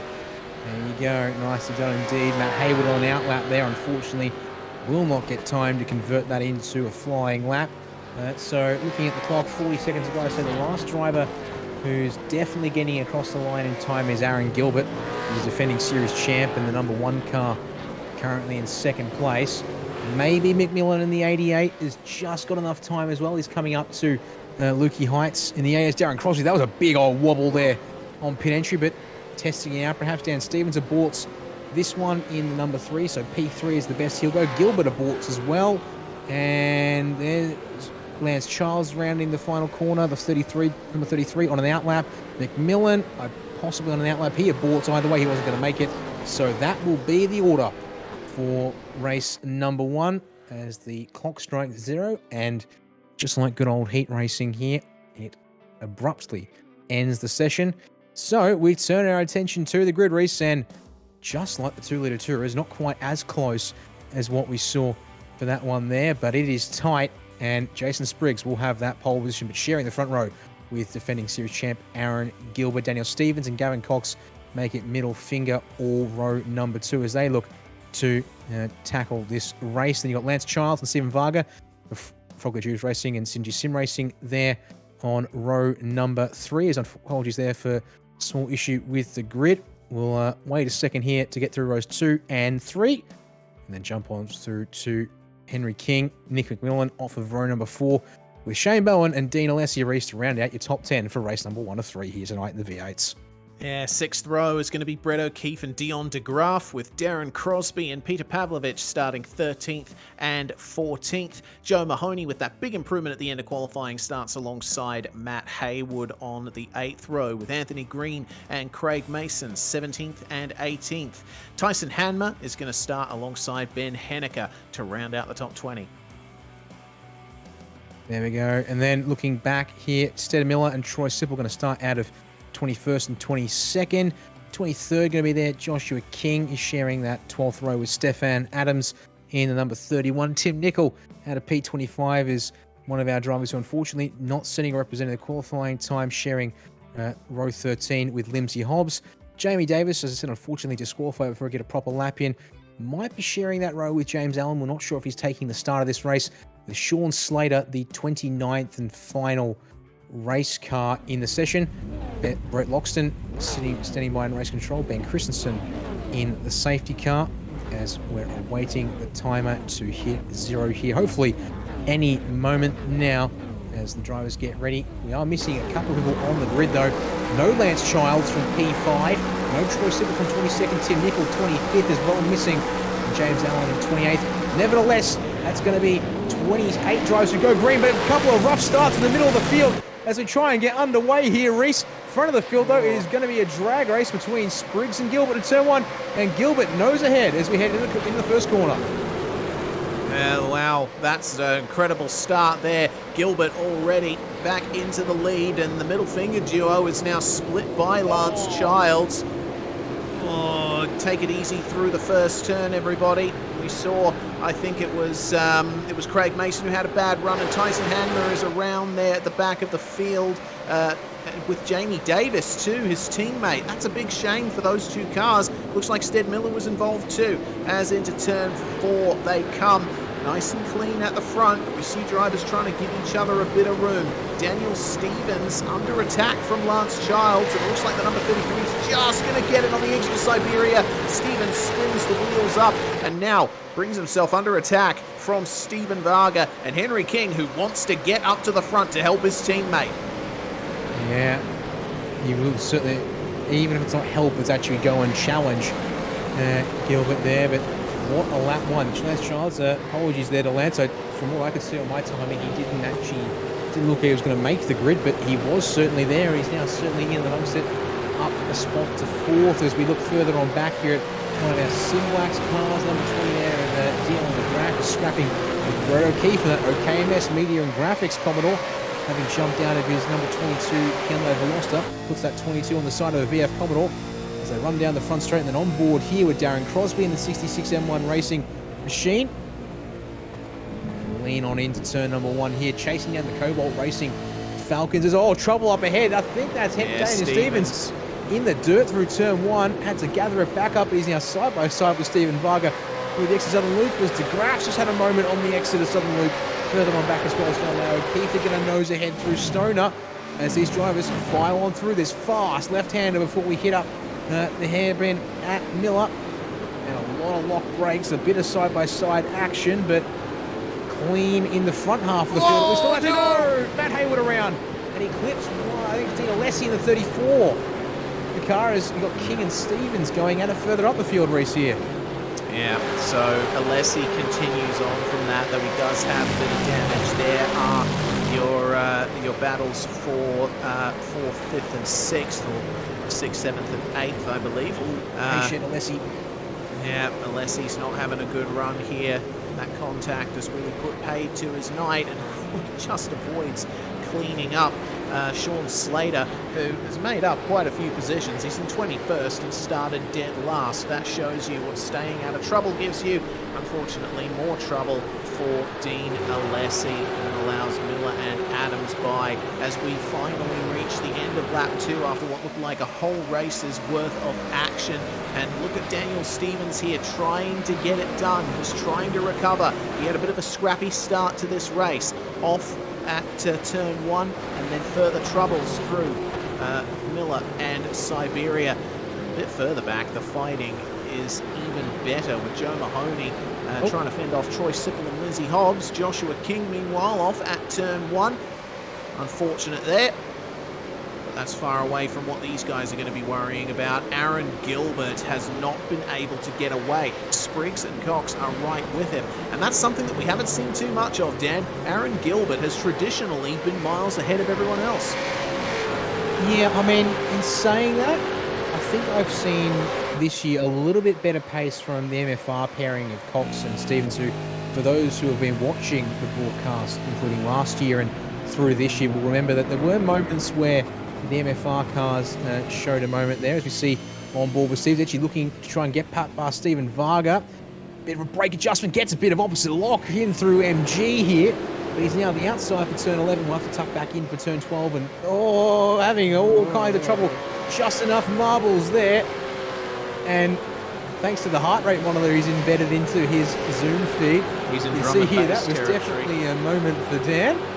And finally can settle in. But the Cobalt Racing Falcons behind would now like a piece of the pie. And Bowen's close, but not going to commit to turn 1 at least. Keep it single file through here, which is thankfully it's good to see, I guess, as these drivers then wind into Southern Loop once again. And I feel like I was talking about something else for a second. I now had my entire train of thought deal. It was about the MFR cars. I'll get it back here and then we can move on. But you mentioned there that it's a surprise to see, in particular, Spriggs and Cox really keeping Gilbert honest as King up the inside of Stephen Varga and Miller. Varga going to try and hang around the outside of the corner though, and a good straight drive. He's going to have the inside and a nose in there for Siberia. So place not taken just yet by the number 2 Henry James Racing Team G Shifters Falcons. So that fight carries on. Oh, the side-by-side zoom, since they're in the same battle pack and they're actually currently one after another. Dan Stevens from the number 3 Middle Finger Racing car versus number 7 Cobalt Racing's Shane Bowen there, Reese. I'll get back to my point some of it, but let's carry on watching this because these guys have decided to not give us a moment to rest and take a moment to think about other bigger picture things in this race here tonight. Yeah, I think we should give it about 5 laps before we start talking about the deeper things, because the field is still very compressed. We've still got a lot of battles to decide. Stevens tried to move on King, and he is going to go off the circuit. Oh my goodness! Oh, that is huge!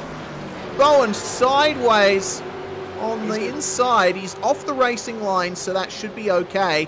But that's just completely destroyed Shane Bowen's race. He'll be glad that there's a reverse grid for race 2 here.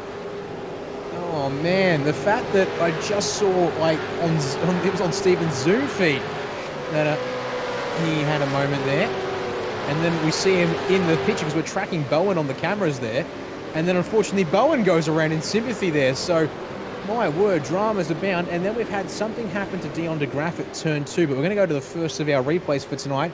It's the 308 of Anthony Green up through Lukey Heights.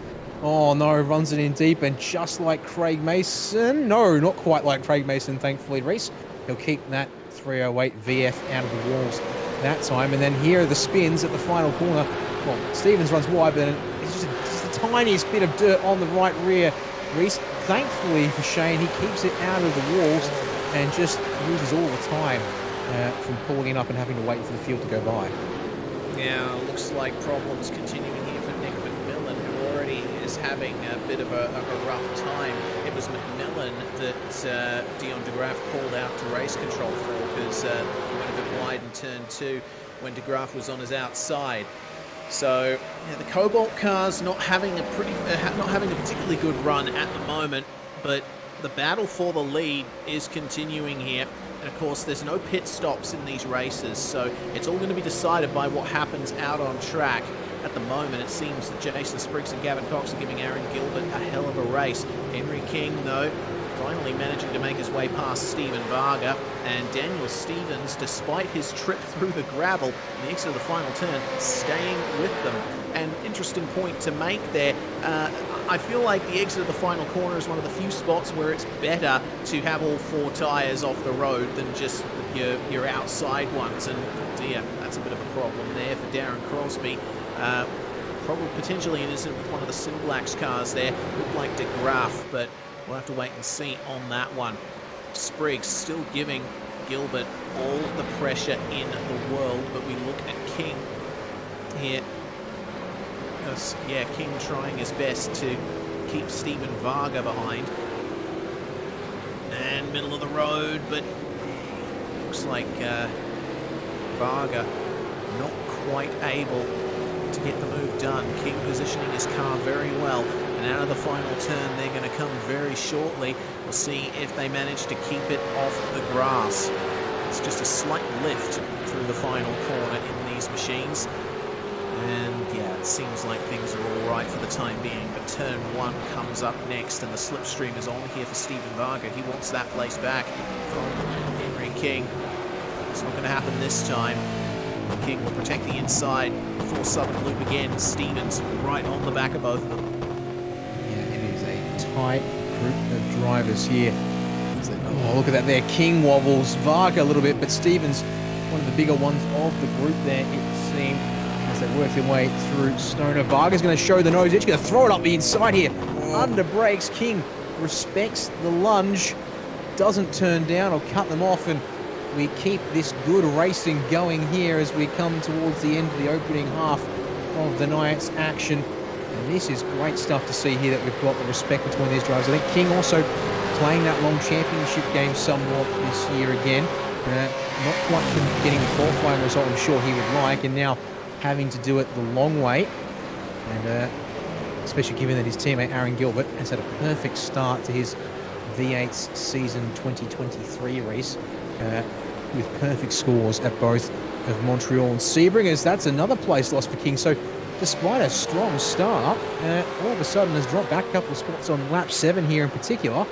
And, well, not quite what we're used to seeing from a Team Jinx Shifters Falcon in this V8 series, but a testament to everyone else that the competition is stepping up here, as we just see someone's out in the weeds there for a moment. Might have been possibly a 22 of O'Keefe, as King up the inside gets back past Stevens for turn 1 there to shake things up once again amongst this group. But Varga has pulled a gap in the meantime. As a result, we might want to go check in with the race leader if we can, because Spriggs, I think, is even closer than he's been to the race leader, and he's still dragging Gavin Cox along with him here as well.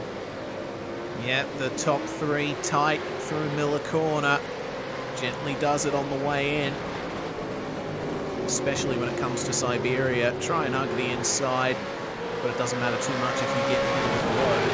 However, if you have a car behind you, probably best to not leave the door open, and neither of them do. Well, we're rapidly approaching the end of this one. We are now past half race distance, and we go to a replay of Craig Mason through the final corner. This is the car that we just saw a flash of an incident, and that's what Shane Bowen wanted to do when he had his spin. Really good reaction times there from Craig. Yeah, good to see, despite putting the wheel, I think maybe because he put the front right in the dirt first there, whereas with Bowen's car, it was more exclusively the right rear tyre that he put out in the dirt. And when you do that, it's just so much harder to correct, because you're tracking the front end of the car, feeling it out, and then all of a sudden in the rear is the tiniest bit too wide. Well, you're in a world of hurt. Meanwhile, this fight for 5th continues. Varga got reeled in a little bit at MG, but King not quite the greatest run off the corner. Both him and Dan Stevens really leaning on their cars through turn 1 there, Reese. They keep it within the white lines and the curbs for good measure, but slowly looking to track back down at 868 Commodore, which Stephen, part of Synergy Sim Racing, but unfortunately missing out on one of what the paint shops usually expect to see from someone like SSR. Is a bit of a lunge attempt from De Graaf, same from Stevens in defense or attack. always hard to tell which is which at this point when they're lined up like this here. And when you're the man in the middle, you're trying to defend by being aggressive. It really is something interesting. As something's happened to Lance Childs, and indeed the 33 Froglet Juice racing driver has gone around on the exit of Siberia, drops him behind. De Graaf, that puts him down from 4th to 8th there. Yeah, he just caught the gravel on the exit of Siberia. He managed to stop it from spinning around all the way, but ended up losing out massively, and he'll have those tyres scorched now. That's going to be difficult in a car that already really burns through its tyres. Mechanical black flag, meanwhile, for Tyson Hanma as well. It seems that there's been some massive issues for Hanma, even more so than previous. And it looks to me like he went straight into the tyre bundles at Lukey Heights. That's really unfortunate to hear. We're going to actually get a chance to see it here on the replay. And yeah, unfortunately already hurting from lap 1. Unfortunately came across his teammate, and yeah, that's just gone in way too quick, and all kinds of crossed up, and yeah, looks to have gotten that car back to the pit lane, given we didn't get a call for a tow, and that would be his race 1 of 3 in the V8 tonight. And then indeed Lance Childs on board here with him, and not on board, sorry, but looking at him there, and just as you said, Reece, the tiniest bit of dirt on the right side tyres and around that car kind of went back to live pitch as we go. And look at this here, we've got ourselves the battle for 12th place if you include Nick McMillan in it, but it was Joe Mahoney and Lindsay Hobbs there really getting into it into Miller Corner, with Hobbs hanging on to that spot and coming out ahead through Siberia there. Well, yeah, Mahoney with potentially the most positions gained in the whole field. Actually, my apologies. I still had qualifying in mind. He's only gained 2 spots, but you see that Lindsay Hobbs is the driver who's managed to make the most ground here. And speaking of making up ground, Jason Spriggs, better exit than Aaron Gilbert out of the final corner, and he might take it round the outside into turn 1. Gilbert has the inside, though. That's where the rubber is. He's going to take it back. Coming into turn 2, they just give each other enough room, but then it closes. Gilbert slides, and the redress is on there. And Gavin Cox thought he might have a way through, but they sorted each other out by the time they got to the exit. Good to see that things are being kept fair in the race for the lead. But Aaron Gilbert continues to defend here. Has he gone too deep? No, he manages to pull it up for the apex in time. That was a good bit of racing, and it could have been disastrous. Oh, it sure could have been indeed. Yeah, that was... there's a guy crisscross on the exit of Siberia here for Gilbert, as we're staying on board with Gavin Cox to try and sort of observe this from the car in third. Almost feels as though maybe we're seeing some issues here, as Gilbert maybe just finally being really worked hard here in this race, because I was going to say it at some point. I think we might get a chance to briefly mention it.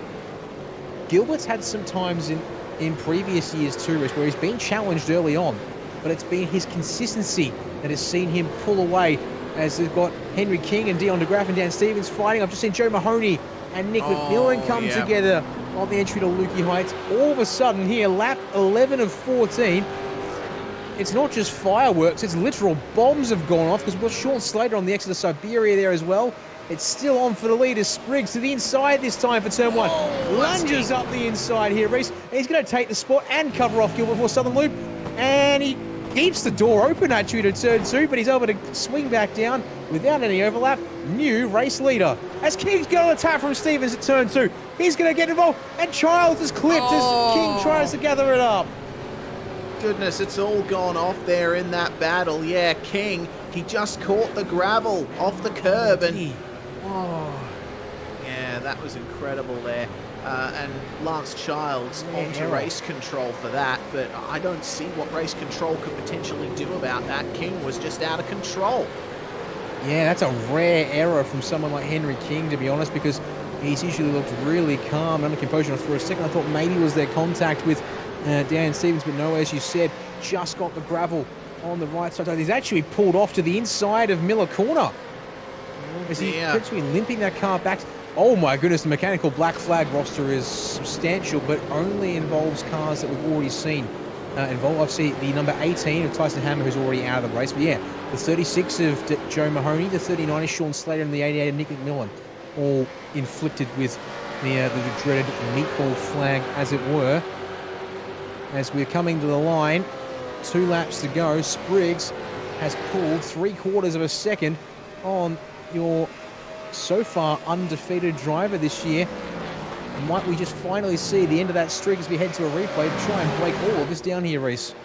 Well, King to the outside of turn 1, DeGraaf protecting the inside there. No contact between the two of them, but King just went too deep and just caught it on the exit. Stevens recovered well, but yeah, you can see that King just didn't have any control over that car as he re-entered the racetrack, and Lance Childs, I think, just an innocent victim of all of that.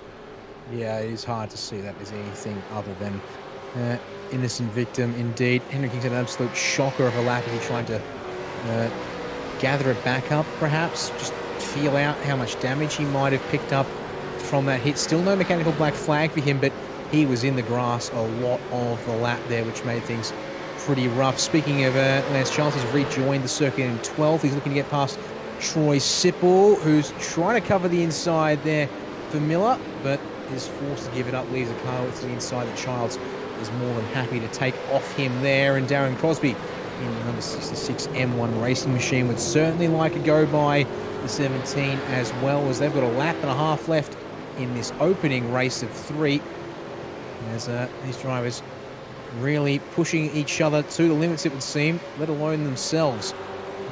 As towards the front of the field we'll go once again to see the white flag in the hands of Barney, and it is a 1 second, no sorry, it's gone down a half a second there, apologies, looking at the timing there, but actually no, it popped back up to 1 second as they come down into turn number 1. So we might just have on our hands a new race winner in V8s for 2023 here.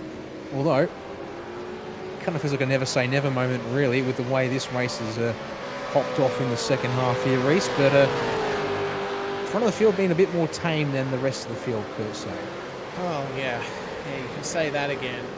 Aaron Gilbert still under threat here because Gavin Cox potentially looking at second spot here. Gilbert, he seems really leery on the rear end of the car. And Cox will have to nail the next couple of exits here to have a go. They are halfway around the lap now and rapidly approaching the last corners of this race. It looks like Spriggs might just have it from here. His run is clean through Lukey Heights. Gilbert, though, will have to watch out through MG. Will there be a last-ditch dive from Gavin Cox? He has a look, but it's not going to happen. And out front, Jason Spriggs, after taking pole position for the first race, is going to come away with victory here. Really fantastic drive from the number 14. Nice and calm out of the final corner. He knows that he has a lot of time to play with, and across the line he'll come. First winner of 2023 other than Aaron Gilbert for the V8s.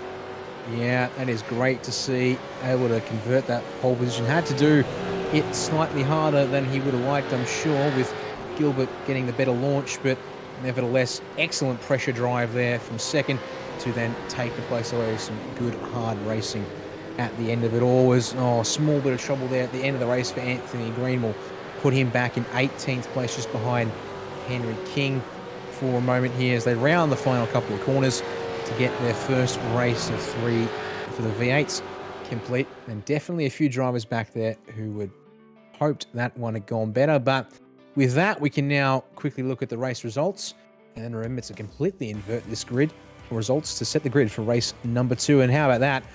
Went from being pretty tight with 2 to go, pulls 1.5 seconds as Jason Spriggs on Aaron Gilbert there at the end of the race. Gavin Cox will shadow them home to 3rd place there, the first of the middle finger racing machines. Stephen Varga pulls away from the cars behind to end up in 4th. Dion DeGraaf actually jumping up 7 spots to take 5th place here tonight. Header Dan Stevens, unfortunately, drops a couple of spots back to 6th place there. Brett O'Keefe also gaining 4 spots to come home 7th, with 10 places gained for Craig Mason into 8th there. So good conversion for the 47 after particularly the second race of the 202 is not going his way. Peter Pavlovich gained spots as well to finish 9th, with your biggest mover up 16 spots was Lindsay Hobbs into 10th there, Reece. Finishing in 11th place was Lance Childs. Darren Crosby comes home behind him, and unfortunate there for Childs, who was competing up the front. Sippel, Henniker, and Bowen round out the top 15. Bowen's going to have to want a little bit more out of that after his spin out of the final corner. Jamie Davis and Anthony Green 16th and 17th. Heartbreak for Henry King. He was solidly in the top 6 before his incident. And then Stephen Adams and Matt Haywood round out the top 20. Finishing off our field, Miller and King are the last drivers to finish on the lead lap. Alessi, McMillan, Mahoney, Slater, Nickel and Hanmer all coming away with plenty of issues there. Now we completely invert the field and get ready for the start of race 2. It means Tyson Hanmer's going to be starting on the front row with Tim Nickel. This is going to be difficult here. I have no idea how this first lap is going to go. We'll find out in a couple of seconds though, because the revs are rising. We get ready for the green flag in race 2 of the V8s here at Phillip Island. We are away. Great start from Tyson Hanmer, but a bit of a bog down from Sean Slater, and it's chaos at the back of the field. We see a couple of drivers have really slow getaways already. Big damage for Brett O'Keefe and Aaron Gilbert. Oh dear me, that's an absolute drama. As it's already been called in by the 22 of O'Keefe. Another driver who's an absolute disaster of a start. Henry King tried to go around the outside of a car that was very, very slow on the right side of the grid, and just like what we saw in the Tulu-Turus, going out in the dirt is doing you zero favors. And with the 22 of O'Keefe in the wall, having not even made the timing line, we could easily be going to a safety car here. Hasn't been called yet though, Reese, so we're waiting to see what's happening. Oh, spin! Anthony Green's gone around to the hairpin. It's going to get lots of cars here. Oh my God, we've got 5 or 6 cars off at various points on the hairpin here. This is an absolute drama. Yeah. See if the safety car will be called. I think we've got Jamie Davis is heavily damaged, but he's going to get going on the exit of the hairpin. Ben Henniker parked up and waiting to go. Troy Sippel's heavily damaged. Stefan Adams has just got going but damaged. Oh, Lance Childs has got no rear end and heavily damaged, but safety car called. There we go. Safety car is finally called. All right. Oh boy. Where on earth do we start with that first lap? Well, I can tell you the first thing we should probably focus on is Lance Childs, because he was the one that ended up inadvertently causing all of that drama on the grid. He didn't get away from the line at all, and that ultimately resulted in a bunch of cars getting into the back of him. Brett O'Keefe being one of them, and Gilbert got into the back of O'Keefe. So, well, how on earth do we try and dissect that? So there you go, O'Keefe gets into the back of him there, and off screen there goes Gilbert into the back of O'Keefe. So both cars with supremely heavy damage, and O'Keefe 2 damage to continue.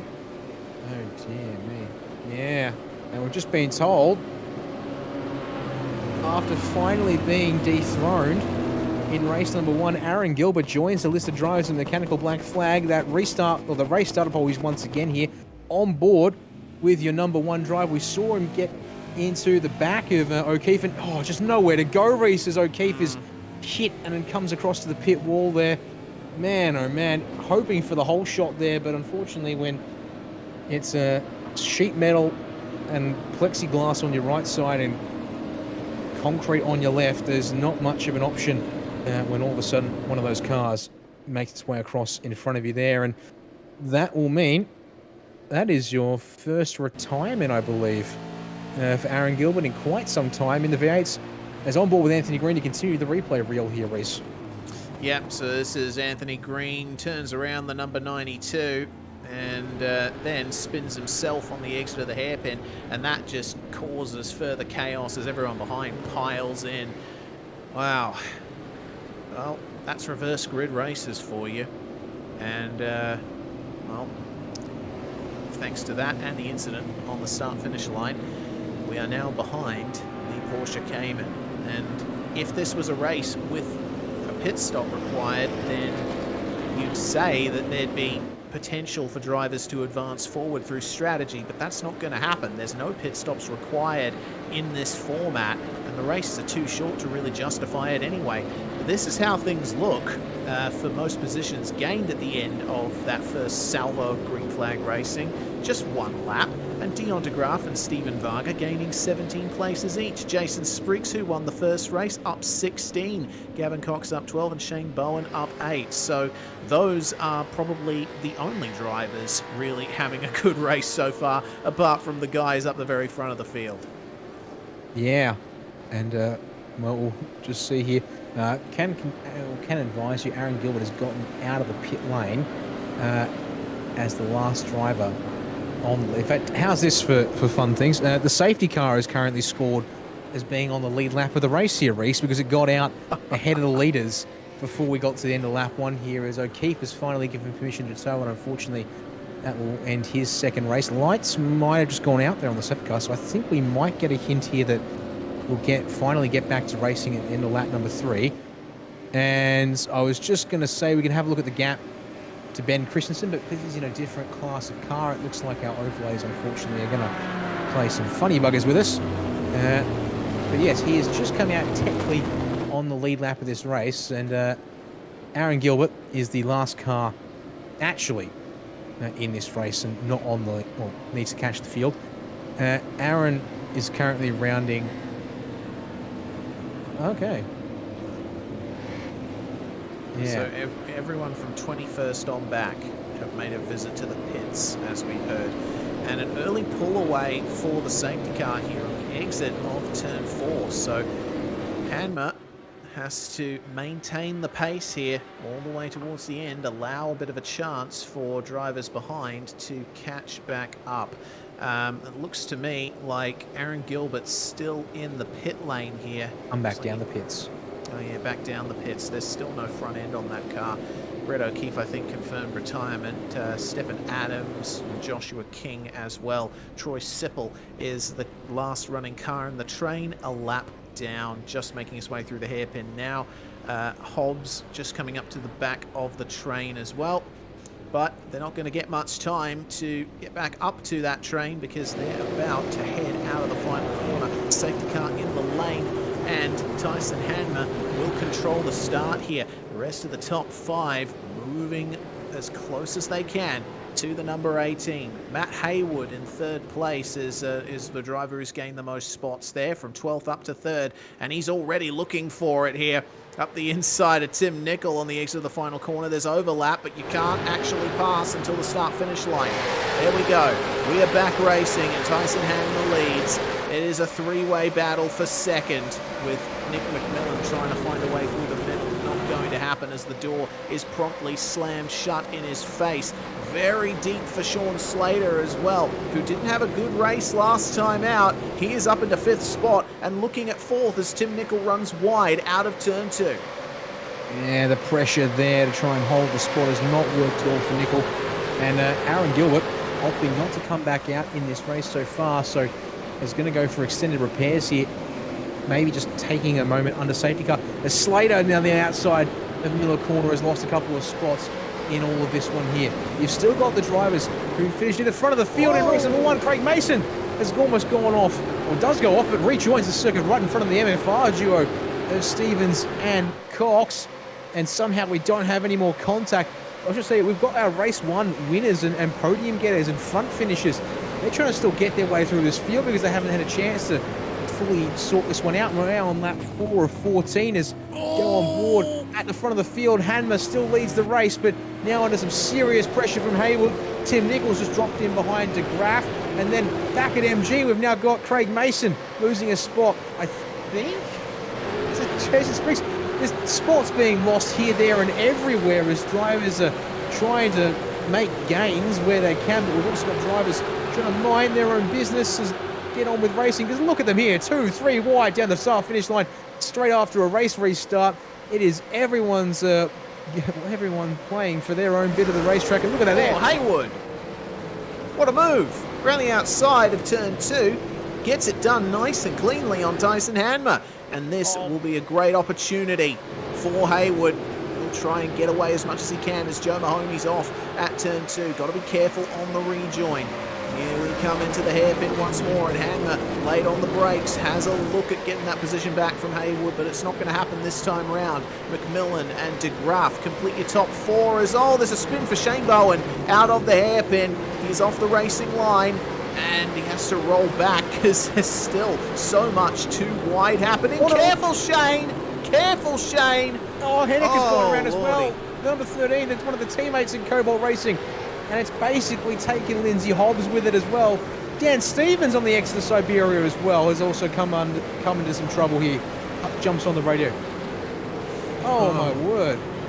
160 beats per minute on the heart rate for Dan Stevens for just a couple moments there. This has been absolute chaos, and we're only 5 laps into this race. Gavin Cox trying to find his way through, and does on Jamie Davis.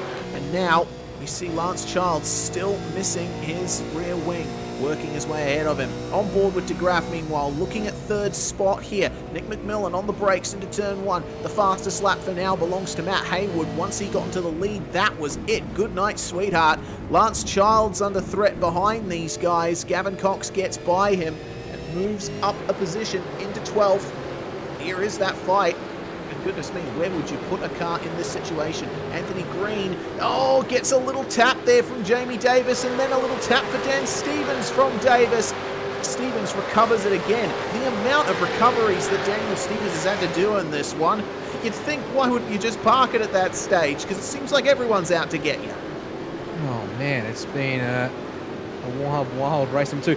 Green and Davis have gotten together on the exit of the Miller corner as again it seems. This time Green's going to lose a spot to Dean Alessi. Oh, and Peter Pavlovich is going to get involved with him. And oh my goodness, Stevens is trying to now find his way through more of a minefield. That's why, as we see here, this is Tyson Hammer now under pressure from Dion De Graaf for 2nd place. The number 20 Simblak's car up the inside. Hammer tries to hang it around the outside, but that becomes, and while it becomes the inside for the final 2 turns, he's now being possibly a little squeezed and he loses the spot at turn 11. It is Simblak's 1 and 2 as they round the final corner to get to the end of the opening half of race 2. And Nick McMillan wants a piece of the pie. He'll pull out from behind Hanmer here down the front stretch, and they'll go side by side in turn 1 here and try and sort this one out. Reece McMillan knows ahead, but the outside line, he's in deep. Just hits it on the road though and avoids running it off into the gravel there. My word, that was the barest of margins to keep that car on the black stuff there at turn 1. Yeah, oh, and Anthony Green with a mechanical black flag. He's going to have to make it back to the pits. Hanmer, meanwhile, he ran wide out of turn 2. That allows McMillan through, but Hanmer will fight back on the way into the hairpin here. Lock up for McMillan. That allows Tim Nicol at the inside. And, well, will Stephen Varga and Henry King be able to follow him through? Looks like no for the time being, and Nicol gets tapped around by McMillan. That's going to be another call to race control, who probably have their keyboards set alight at this stage, the amount of work that they're having to do. It is going absolutely off everywhere. Look, Nicol hasn't even had a chance to rejoin the track safely in all of this. And watch out for Henry King. He's been kind of slow going and keeping under the radar in this race, it seems, Reece. But up to P5. Despite what that lower third says, apologies there, it seems that this race has been so bonkers, it's causing the overlays to have a bit of a panic attack here and not quite comprehend where things are at. Oh, he's in the dirt, is King! Off the final corner, he'll lose a spot to Stephen Varga and Jason Spriggs. Oh my word, just as I'm talking him up and saying that keeping a nice low profile, nearly throws himself into the weeds there. Oh, can we please have a little bit of respite, please? Seems like everywhere we look there is someone having issues right now, someone having a spectacular incident. Henry King gets it back underway and will try and maintain some consistency to the end. The fight will continue here between McMillan and Varga, and Stephen goes up the inside. Room is given by Nick, but having trouble keeping a rear end in check. You know, it's taken us this long with everything that's been going on to think about track conditions. It's only 20 degrees Celsius out there, which means that in the initial stages when the tyres are still cold, there's even less grip available than they would do otherwise, and I think some drivers are having trouble with that. I mean, bold of you to assume. Oh, Nick McMillan just goes across the front of our screen there in the foreground at Lukey Heights.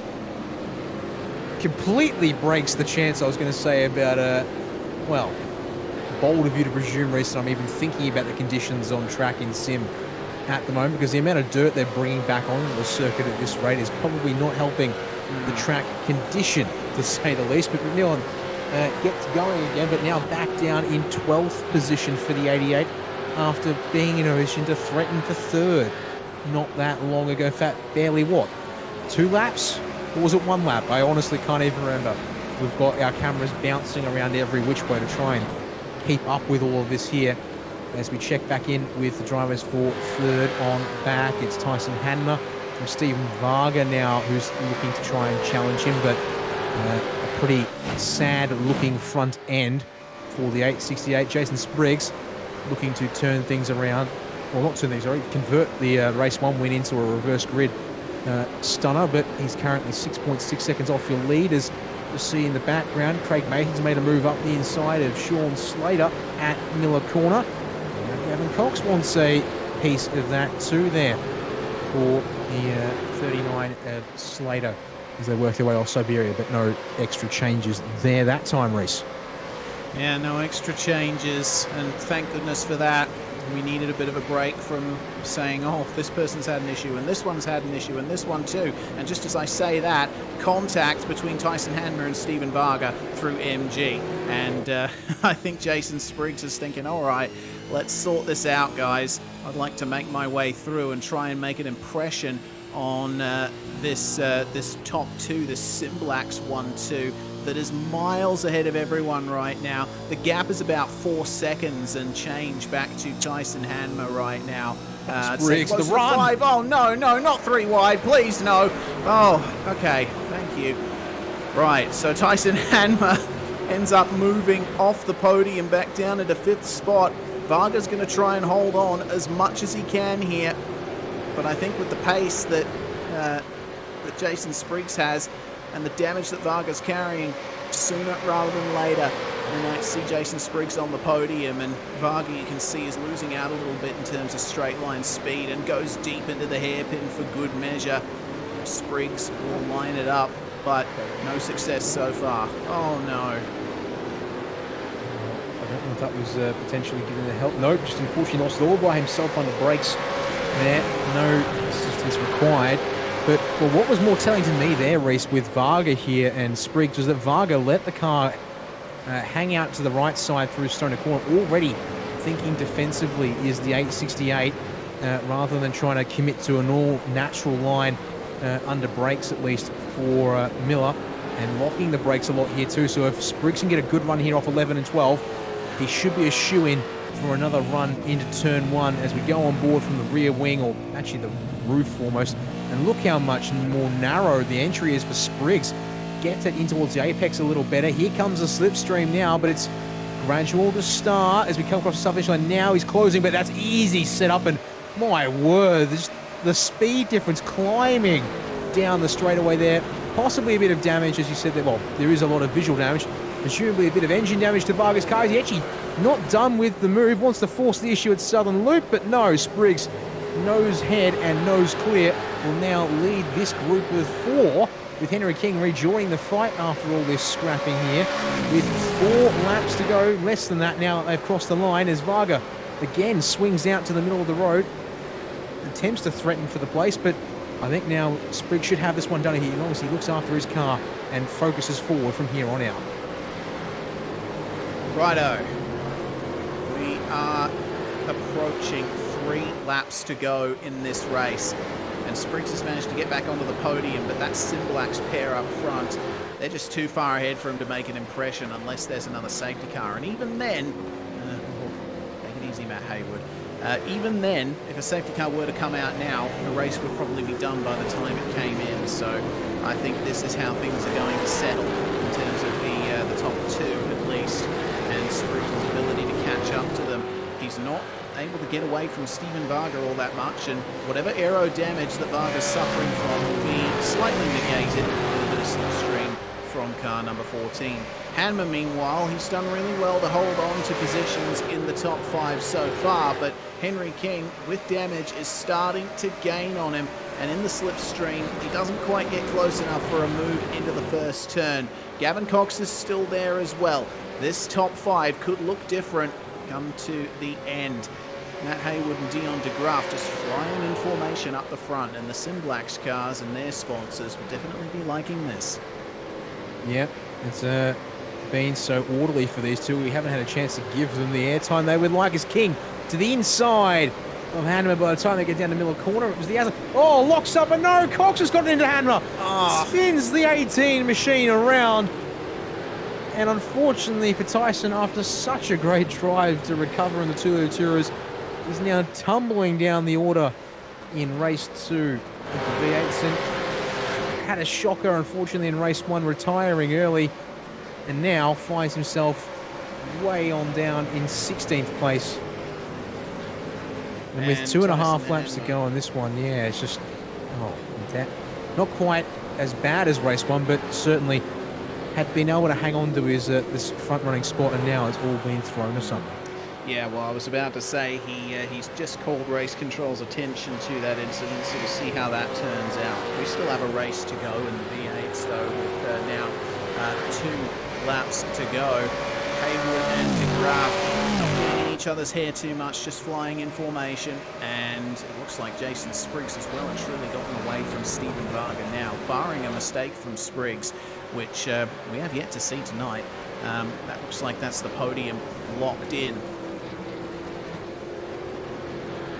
Yeah, well, I'd love to say that with such confidence, but yeah, I don't want to count anything out as we've got to look at the replay here. So good slipstream out of the southern loop for King, swings to what will be the inside for the Miller corner, and then lock up from all 3 drivers, but unfortunately the biggest lock up from Gavin Cox, who was coming on in behind, and around and around Hanma will go as back to live pitch, and as Darren Crosby versus Sean Slater in the background. Craig Mason's just gone off, unfortunately finding the grass on the way on the brakes, I should say, into the turn.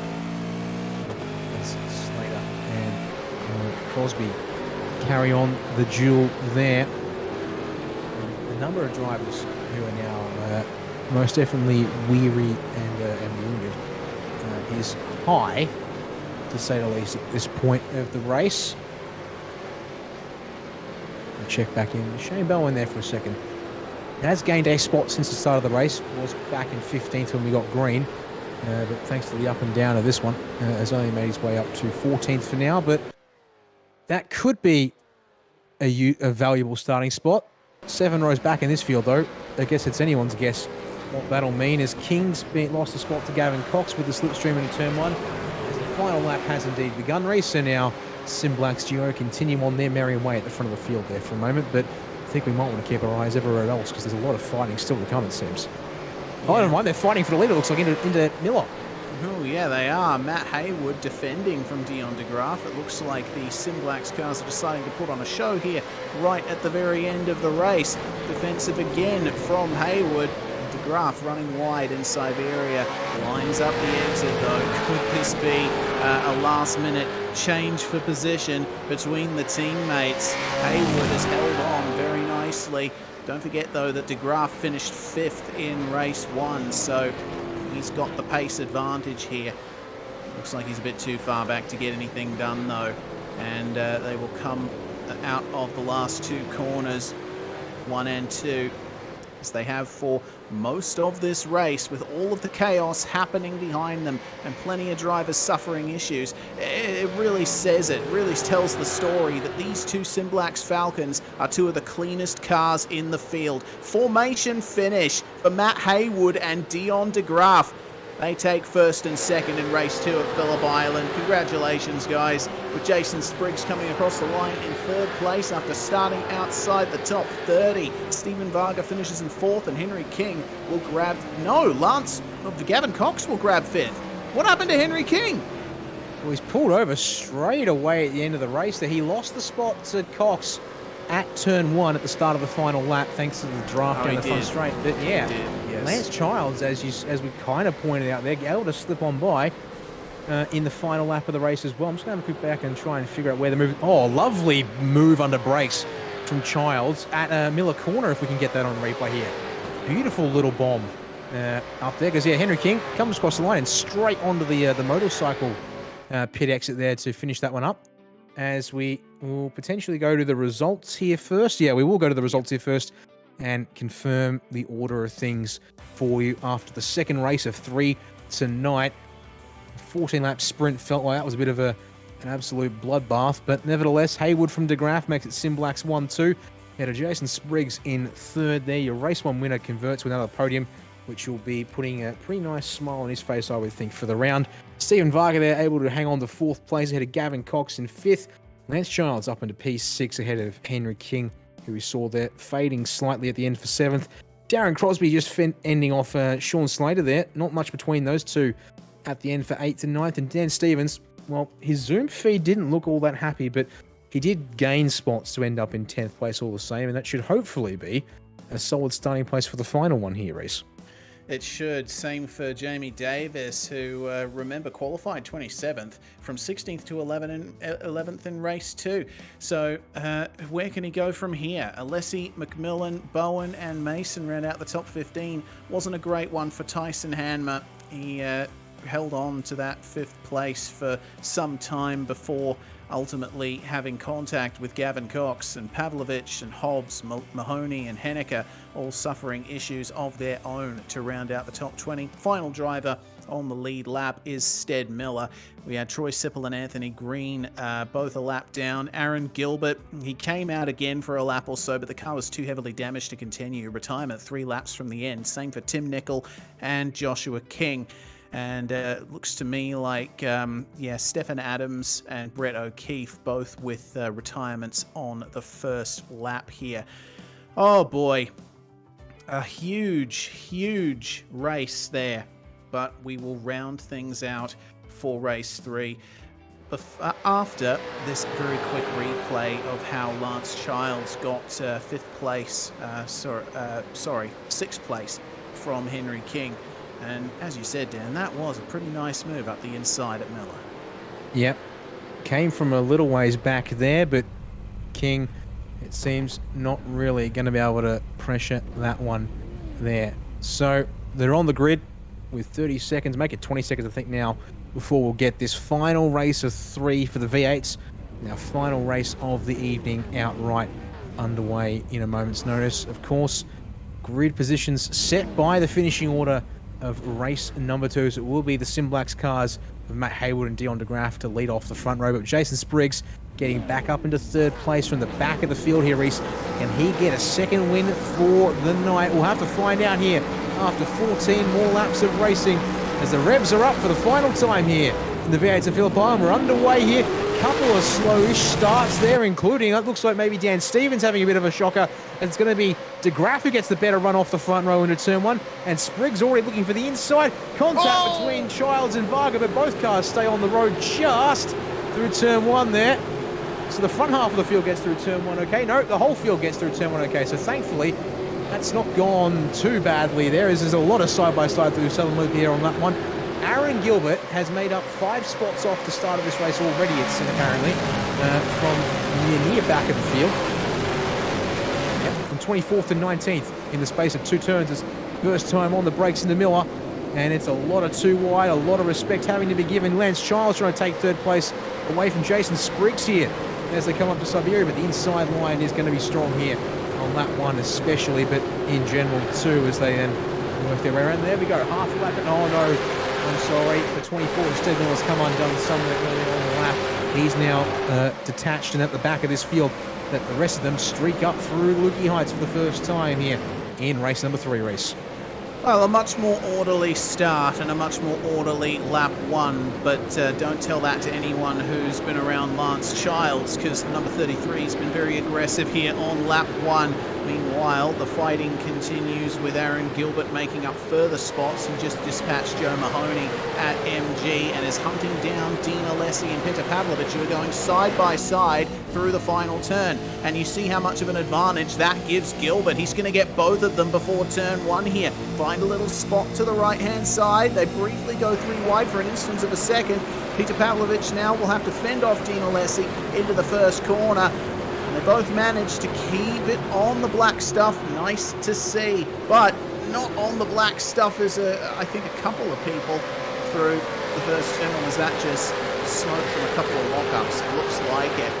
I genuinely can't tell anymore. My brain is mush right now. I think, yeah, it's one of those ones where we're going to see a lot of little lock smoke like that there through the Miller corner because, of course, the loading at the front tyres and no anti-lock brake systems in these cars means we're going to see lots of little plumes of smoke. Oh, and how's this from bad to worse? Stephen was off the back of the field. I think he's actually already decided that tonight because the number 24 is already in the pit lane. Issued an iRacing black flag for jumping the start. And I think it's decided that's enough pain and misery for one night's racing. McMillan to the inside. Darren Crosby gets it all crossed up on the brakes. And he's going to take Crosby with him on the exit there. Unfortunately, the 66 around. Oh, that's created a pile up. Oh, dear, has it now? Gilbert was one of the cars that hit them. Oh, wow. Lindsay Hobbs as well. So, yeah, just seeing it there. One of the Simblacks cars, the third of the Simblacks cars, it seems getting tripped up in all of that one there, I think. Lindsay Hobbs, Darren Crosby, and Aaron Gilbert. You said there with the heavy damage. Oh, man. Looks like we said, can anyone beat Aaron Gilbert in this series? And it's decided that, well, yes, but not of his own making.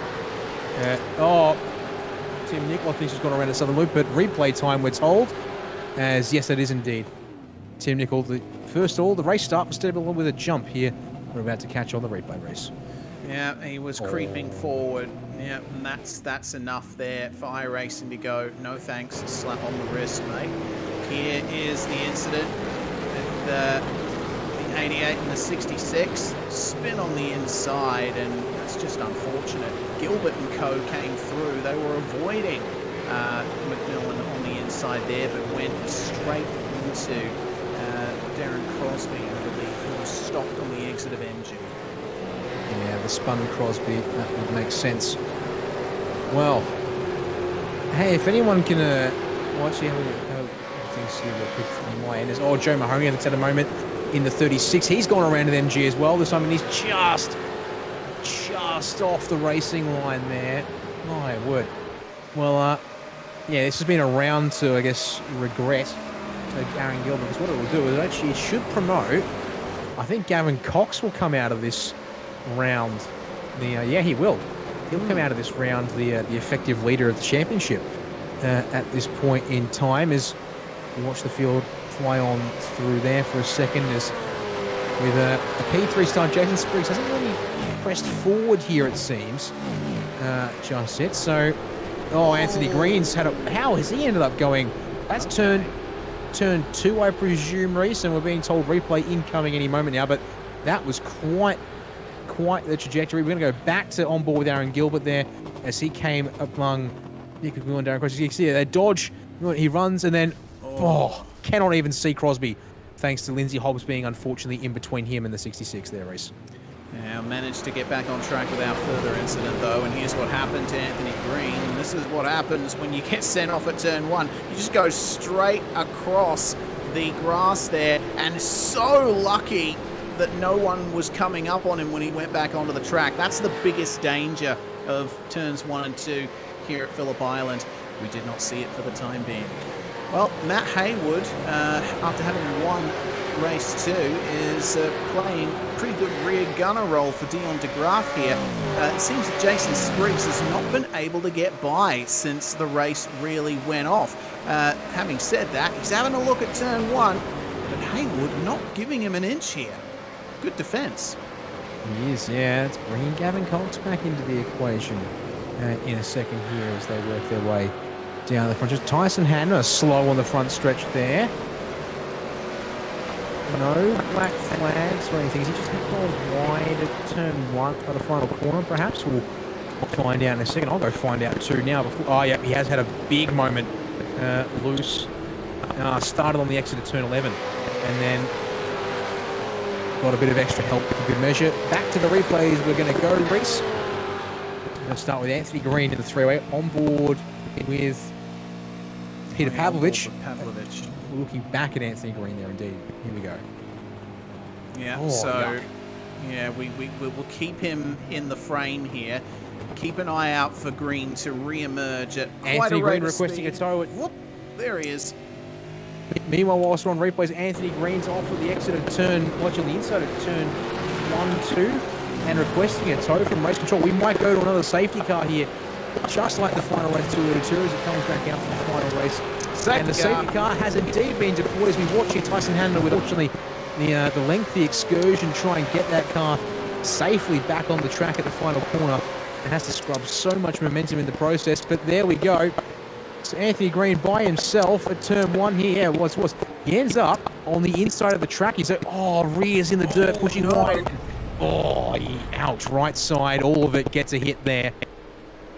And hasn't picked up mechanical black flag actually yet, but has opted to, well, it's a sign that it's his day done here. So, field compressed, reset as we approach the halfway marker.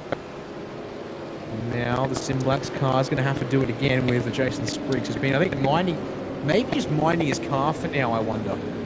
Knowing perhaps that he just wants to look after the tyres a little bit here. And this might just be what he's been waiting for. A reset, which will mean that he'll be that little bit closer to start his attack. And on top of that, he'll get a lap or two here of being at safety car speed. So, of course, that'll mean the tyres will be just that little bit cooler as well and less worn out when they go at it once again here. Yeah, that's the kind of advantage that you'd like from a safety car period. Just a lap or two for all of that heat that you've been putting into the tyres to dissipate, and that would help you massively at a track like this. We touched on it in the 2-litre Tourers. There's so many long, high-load corners here at Phillip Island, and touching on something I mentioned before, these cars have tyres that go off pretty quickly. So any option you can take to preserve your tyres, safety car or otherwise, you would ideally take, even in a short race like this.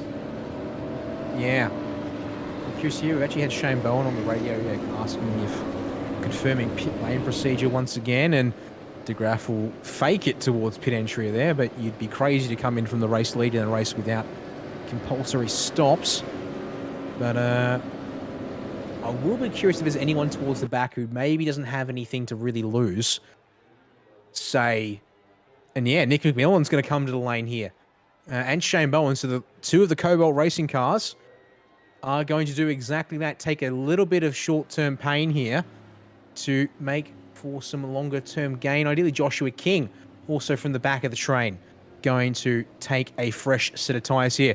And King, who was sitting last of the drivers in the queue, I think this is a really smart move from the 91, and see if he can make some progress in the cars he was racing amongst. I think the Cobalt cars have lost a couple of spots in doing this, but hey, if you reckon you can race back through the field on fresh tyres, that's not a bad idea. Pit exit reopens just as they're approaching the end of the lane line, which means they'll be able to get back on the throttle. They do lose a spot to Sentinel in the process too, but they're now, as I said, on that fresh rubber. Now, Stricken. Oh dear. Well then, we'll wait for confirmation that the safety car period is ending very shortly. Looks to me like Green has definitely been given permission to tow. Unfortunately, Darren Crosby also retiring from this one, but apart from that, we still have most of our drivers in the field. And there is the call. Safety car pulling away from Dion de Graaf. And it will continue to be a Simlax 1-2 when the green flag drops. But How much time will it take for Jason Spriggs to find a way past Matt Haywood? Certainly had his work cut out for him before the safety car came out. Yeah, so once again, safety car is sent off very early there on the exit of the Miller corner. Does give the field plenty of time to get themselves ready to roll here as they all work their way up towards Lukey Heights as we look over the hay shed here in particular. Turn number 8 as we come to the end of the lap 7, the first half of our final race of the night. You can see here Spriggs in third. They're really getting up on the back bumper of Haywood.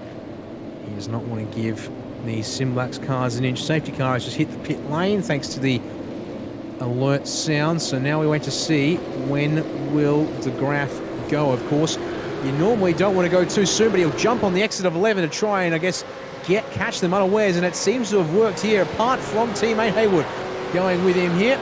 We're back underway at Phillip Island for our final race of the night as they fan on out with that early restart. 1-2, and as they come down the front stretch here, Haywood nice and close, but you can see that definitely worked in getting Spriggs a little on the jump there, it seems, Reese, as the rest of the field follows him behind at turn 1. As the green flag flew again, it was half race distance, and have a look at the pressure that Jason Spriggs is under from Gavin Cox here for third spot. Gavin is doing quite well right now. He's had a moment to reset in this safety car period and stays middle of the road, sneaking up to the rear of the Blacktown Mazda entry, but nothing doing through the right-hander for the time being. Lance Childs holding on to 6th place now, to 5th place, sorry, behind them. Henry King maintaining 6th on what has not been a very good day for Team Jinx Shifters. Oh no, something's gone ever more wrong here for Stefan Adams and Tyson Hanmer all the way at the back of the field. They were in 18th and 19th when the race restarted, and it looks to me like things have gotten a little bit messy there at Miller. Adams getting into the back of car number 13, Ben Henniker. Oh, dear me, and we'll see it here on the replay. Yeah, locked up the rears, the trying brakes, to get it. Yeah, brakes locked too, and Tyson Hammer unfortunately caught stuck, and then his car stalled on him for good measure as well. As back to live pitches we've gone, and look who's back on applying the pressure. It's going to be Jason Spriggs really trying to get the blowtorch onto the back bumper of the number 8 of Matt Haywood, as Lance Childs looks to do the same on the rear of Gavin Cox. 6 laps to go in this race. I think now is the time for Jason to really activate if he's been holding anything back here tonight. He wants to make it 2 race wins. At the very least, he's on for 3 podiums to make it a round win quite comfortably so. So I don't think he'll be too disappointed if he stays third, but I'm sure he's got the pace for a little bit more in this race. Yeah, tried to find a way past at the hairpin, didn't work. Tried to find a way past the Siberia, didn't work. Certainly isn't working for Joe Mahoney right now as he goes off at Miller.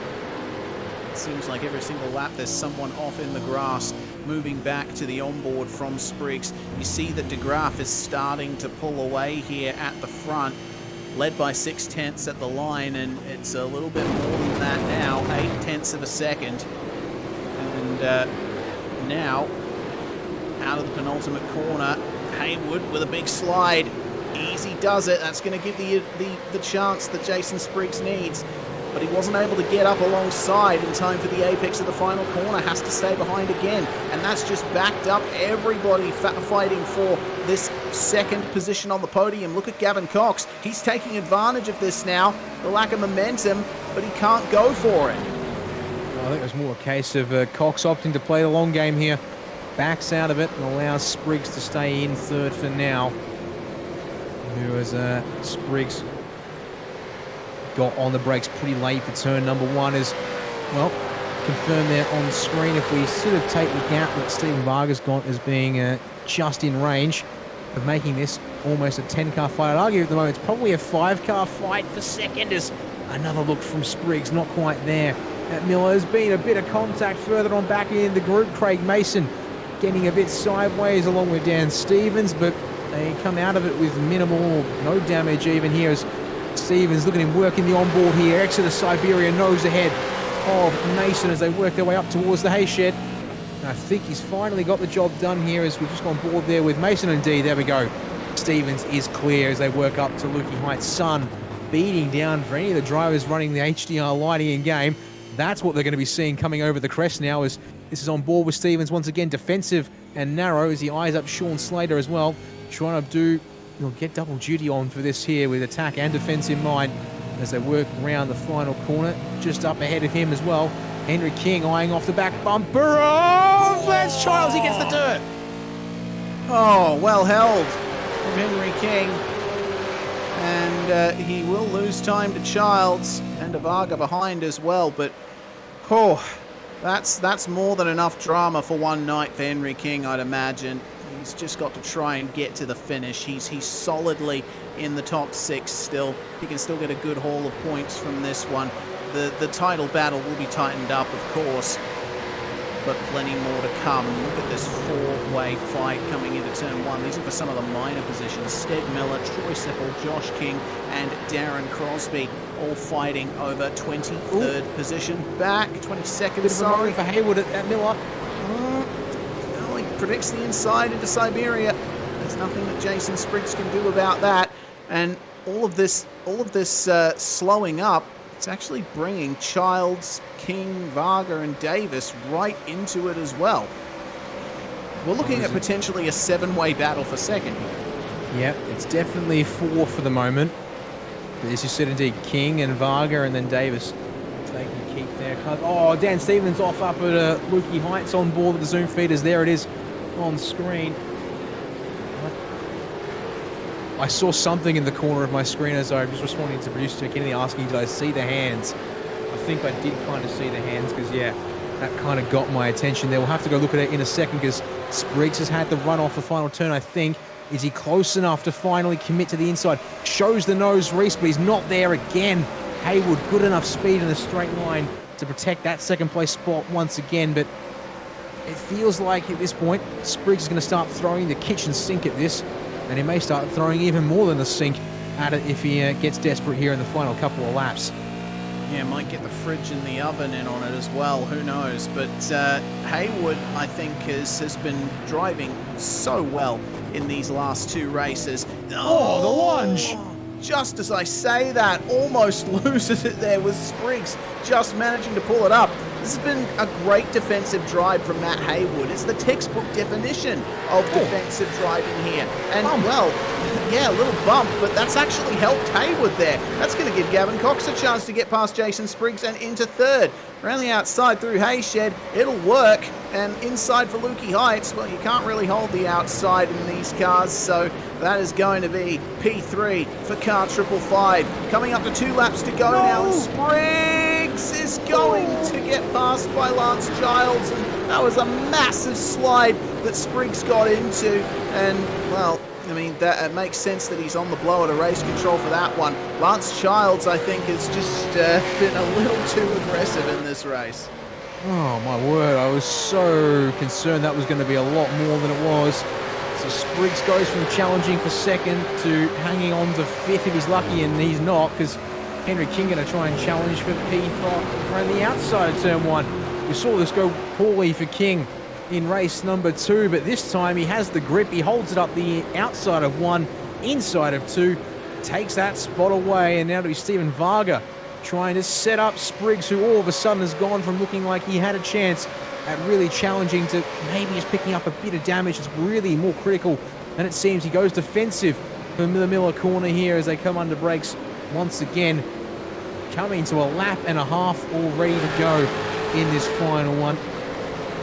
And we've gotten a race control command. Car number 33, Lance Childs, ordered to redress the position to Jason Spriggs. That's going to put him behind King as well as we see what happened out of the final corner there for Lindsay Hobbs. I believe Lindsay Hobbs, yes. Well, unfortunate there for Lindsay. It's not been a great night for him, but Lance Childs ordered to redress the position. Doesn't have much time to do it. He is starting to slow down though. Will it happen on the start-finish straight? Probably, as the white flag will come out for Dion de Graaf This has been a great night if you're in one of those yellow and black Sim Blacks cars. And looks to me like Lance Childs isn't exactly hurrying to get this redress done. He is slower on the front straight as Gavin Cox now has a go at Matt Haywood for second. Oh, it spooked Henry King though. Yep, it spooked him, and looks like Spriggs will move back ahead of King as a result of that. And Childs has to give up the position now, surely. He'll try and hold on as best he can, but he doesn't want to put himself in a position. He doesn't want to put himself in a position where he's under too much threat. And take it easy into the corner. Stephen Varga up the inside of King puts him a position back. Oh, there's drama happening on the final lap even. This has been a ridiculous night of racing, and well, now Childs has to redress this position to car 14. There we go. It has been done. And, well, now Childs will have another go into the final couple of corners. Hopefully nothing ridiculous happens into MG. Childs he'll seek it up the inside, but it won't happen. Up the front, meanwhile, Dion de Graaf out of the final corner. This has been a magnificent night for Dion. 5th place, 2nd place, and now a 1st place. Car number 20 is going to cross the line in 1st place. And have a look at Matt Haywood. He's going to hold on for 2nd place. Great defense all race long from car number 8. Indeed, it has. Whether it be Jason Spriggs or Gavin Cox there at the end of the race, Haywood does a very nice job to consolidate there, and didn't quite get a chance to do it there at the start finish line, but the Sim Blacks boys form one up there through the southern loop. As well, if team points were a big deal, they certainly would walk away with the round win here tonight with a pair of 1-2s there out of 3 races. But man of the round is going to be Jason Spriggs in the number 14 Type N Esports car. 3 podiums from 3 starts, including a race win there in the opening event for these V8 drivers tonight. And well, put him in a good spot points-wise, but as I was saying earlier in the broadcast, with a 3rd place, a 5th place, and another 3rd place, we will have a new points leader, and it will be Gavin Cox at the end of it all. But here are those final race results. Ends up being nice. So Dion did actually back off there at the end of the race. They did allow for a bit of a formation finish as Matt Haywood stormed across the line to keep Gavin Cox at bay in 3rd place there.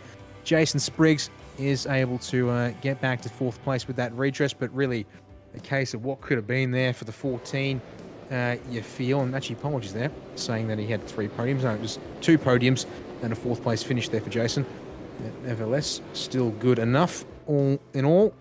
Lance Childs there going to round out the top 5 just with that final lap redress, really stretching that one out there, how he did. Stephen Varga capitalising to get up into P6 ahead of Henry King, who drops back into 7th. Jamie Davis up into 8th place there, ahead of Craig Mason for 9th, and Sean Slater to round out your top 10 for the final time this evening here, Reese. Yeah, good run from Slater in the end. Brett O'Keefe comes across the line in 11th place. Dean Alessi finishes where he started in 12th. Aaron Gilbert, despite even more issues in that race, still comes home in 13th spot, though he does lose the points lead out of that. Dan Stevens didn't have a great race, ends up having to settle for 14th. Peter Pavlovich, Shane Bowen, Tim Nicol, Ben Henniker, Nick McMillan and Joe Mahoney rounding out the top 20, and plenty of drama amongst those 5 drivers. Last cars to finish on the lead lap: Miller, Sipple, Hanmer, Adams and King. Unfortunately, Lindsay Hobbs having to retire very late on. Same for Crosby too. Anthony Green did not make it to 10 laps from the end. A real shame there. But that's going to bring to an end the racing portion of the broadcast. We will have interviews with our drivers here. We're going to throw it to Dion de Graaf first. And wow, what a night for Sim Blacks, Dion. That was a really fantastic job there. 1-2 for the team in races 2 and 3. How does it feel?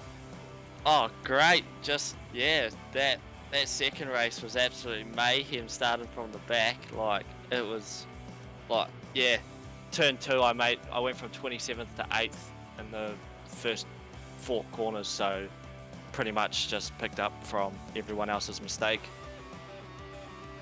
Yeah, definitely looked like the reverse grid format was a bit of a game changer this time out, especially at Phillip Island, which is a track that usually breeds chaos anyway in these cars. Yes, definitely. But yeah, absolutely love this track. It's probably one of my favorites. But yeah, those reverse grids always cause chaos, which is, it's good, but bad at the same time. Yeah, I wouldn't disagree with that. Well, either way, with a 5th, a 2nd, and a 1st in this round, that is a magnificent haul of points for you. Should definitely help you in the standings.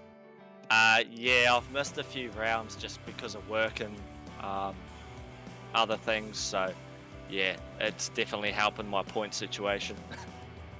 Yeah, well, hopefully we get another chance to talk to you next time we see the V8s in action. Is there anyone that you'd like to thank for you and your team's results tonight? Just Stefan Adams, who runs SimBlack, who sponsors us. Also, all the boys at SimBlacks, and also Rankin Plumbing, which is Carl Rankin, over here in New Zealand. So yeah, and you guys for doing a magnificent job. Thanks very much. Magnificent job to you, Dion, in races 2 and 3. We say goodbye to you and bring in Matt Haywood for a chat with Dan Yeaman. Yeah, thank you there, Reese. Well, Matt, it's been a bit of a mixed bag for you tonight when we look back at qualifying and the first race here tonight. But you made your way forward there in race number 2, able to hold off Dion to get yourself a win there in the middle of the night, and then unfortunately got beat there to turn 1 by Dion, but able to shadow him there pretty nicely through to the finish. But some fierce defensive driving you had to pull off there in race 3 to hold down that 2nd place. Oh, boys, what a night that was. It was, as you said, very up and down. Hands up in qualifying, I absolutely stuffed up my lap. And race 1 wasn't much better. But as you said, race 2 took full advantage of the reverse grid and managed to grab myself a win. And then, yeah, it all on race 3. And when I pulled 2nd gear, she just burst into wheel spins. So unfortunate, but happy for the team, happy for Dion to get his win as well. And what a great night for SimBlacks. Indeed, it was, yeah. And unfortunately, you didn't really get a chance to have a look at how you guys were going in race 2 because there was absolute bedlam behind you guys. And you're just able to get yourself in a spot. In fact, looking at the replay right now, we're looking at a couple of laps back where there was a moment behind you. But yeah, just in general, you guys really kept your noses clean once that reverse grid kicked in general. And obviously, unfortunately, if you could sort of, talk us through what you're going back to your race 1 there. Unfortunately, you said that a bit of a rough qualifying, but also a rough opening race starting towards the back here tonight. How did it sort of look from your cockpit perspective back there at the start of the night?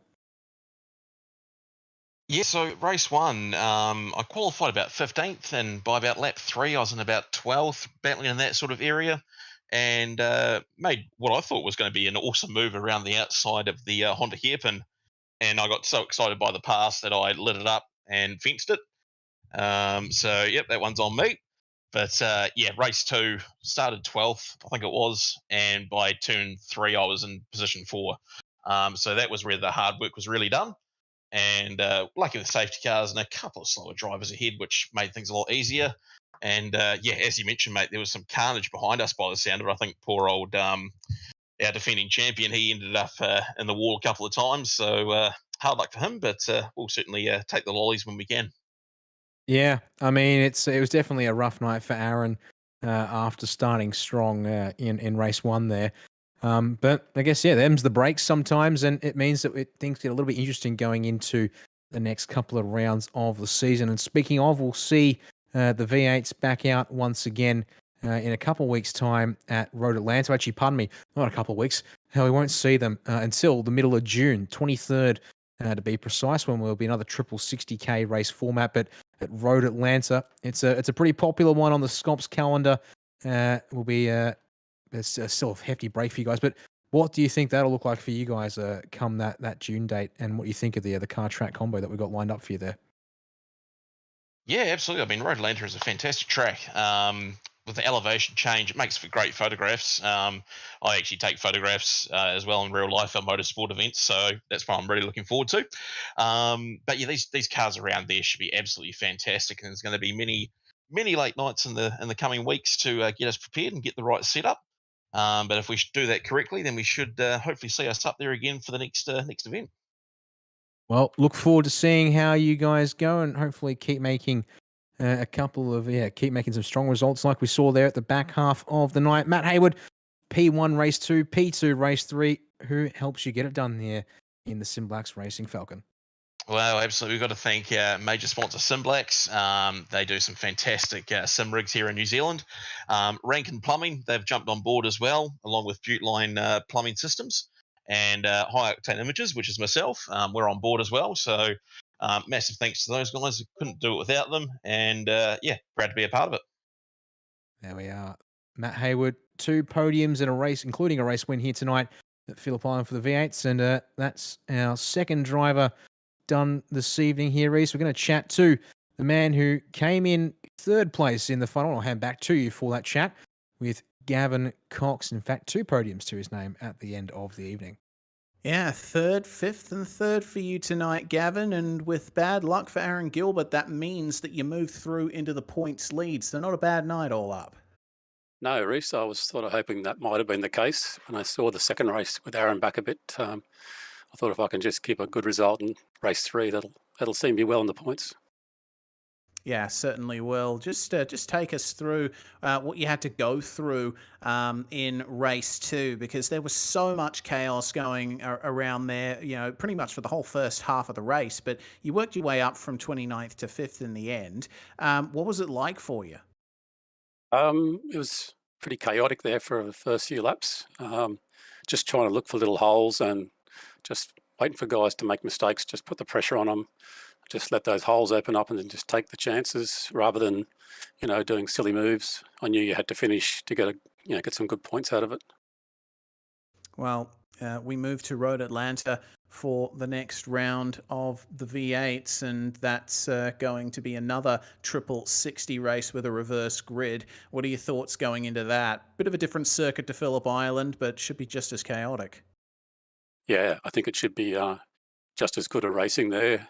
It's a good track to race at. We were very close to the Jinx Shifter boys last year there, so bring it on. I really enjoyed the triple format. Yeah, awesome stuff. Well, thanks very much for joining us, Gavin. Anyone you'd like to give a shout out to before we let you go?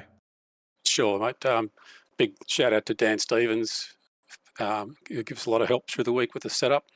It was very awesome. And just to my 2 sponsors, Mad As Designs and to WP Concreting for their continued support. All right, thanks very much for joining us. Gavin Cox, enjoy your podiums and your new points lead. That brings to an end proceedings for tonight, Dan. The next time we're going to be seeing the big old V8SCOPS supports categories is going to be May the 5th. We're at Indianapolis for the next round. Flat Sixes and Grand Tour GT4s coming back. Yep, it's Flat 6 we haven't seen now since Sebring back on March the 17th, but they're roaring back in with their second triple 60 format of the season, and the Grand Tour coming off the back of the Wilson's Industrial Sales Bathurst 6 Hour back on Sunday the March the 26th. We'll get back in action here on Friday the 5th of May, which will be the 6th round of the 2023 5th round of the 2023 V8SCOPS Championship, because of course the Bathurst 6 Hour comes in, of course, as the standalone event already. 1 out of 2 for the supports so far this year. We've still got 1 to come later on in the year. But on behalf of everyone here at SimSpeed TV, big thank you for joining us here, whether it be live or whether it be on demand. Thanks to the stream archives. Hope you've enjoyed the action here from Phillip Island to kick off our weekend of V8SCOPS racing. My name is Daniel Yeaman, Reese Gardner alongside me here in the comments box, Jay Kennedy on production for this one this evening. And also big thanks to Wilson's Industrial Sales and OKMS Media and Graphics for supporting the 2023 V8SCOPS Supports Series. For all of us here, good night, and we'll see you back on Sunday for the main game. Racing isn't easy, but experiencing it is. iRacing puts you in the driver's seat with the industry's leading sim racing game. Drive on laser scan replicas of the greatest racing circuits from around the world. Go head-to-head against other drivers chosen by skill-based matchmaking to ensure competitive racing at every level. Compete across all your favorite series. In officially licensed cars, engineered to deliver the most accurate driving experience possible.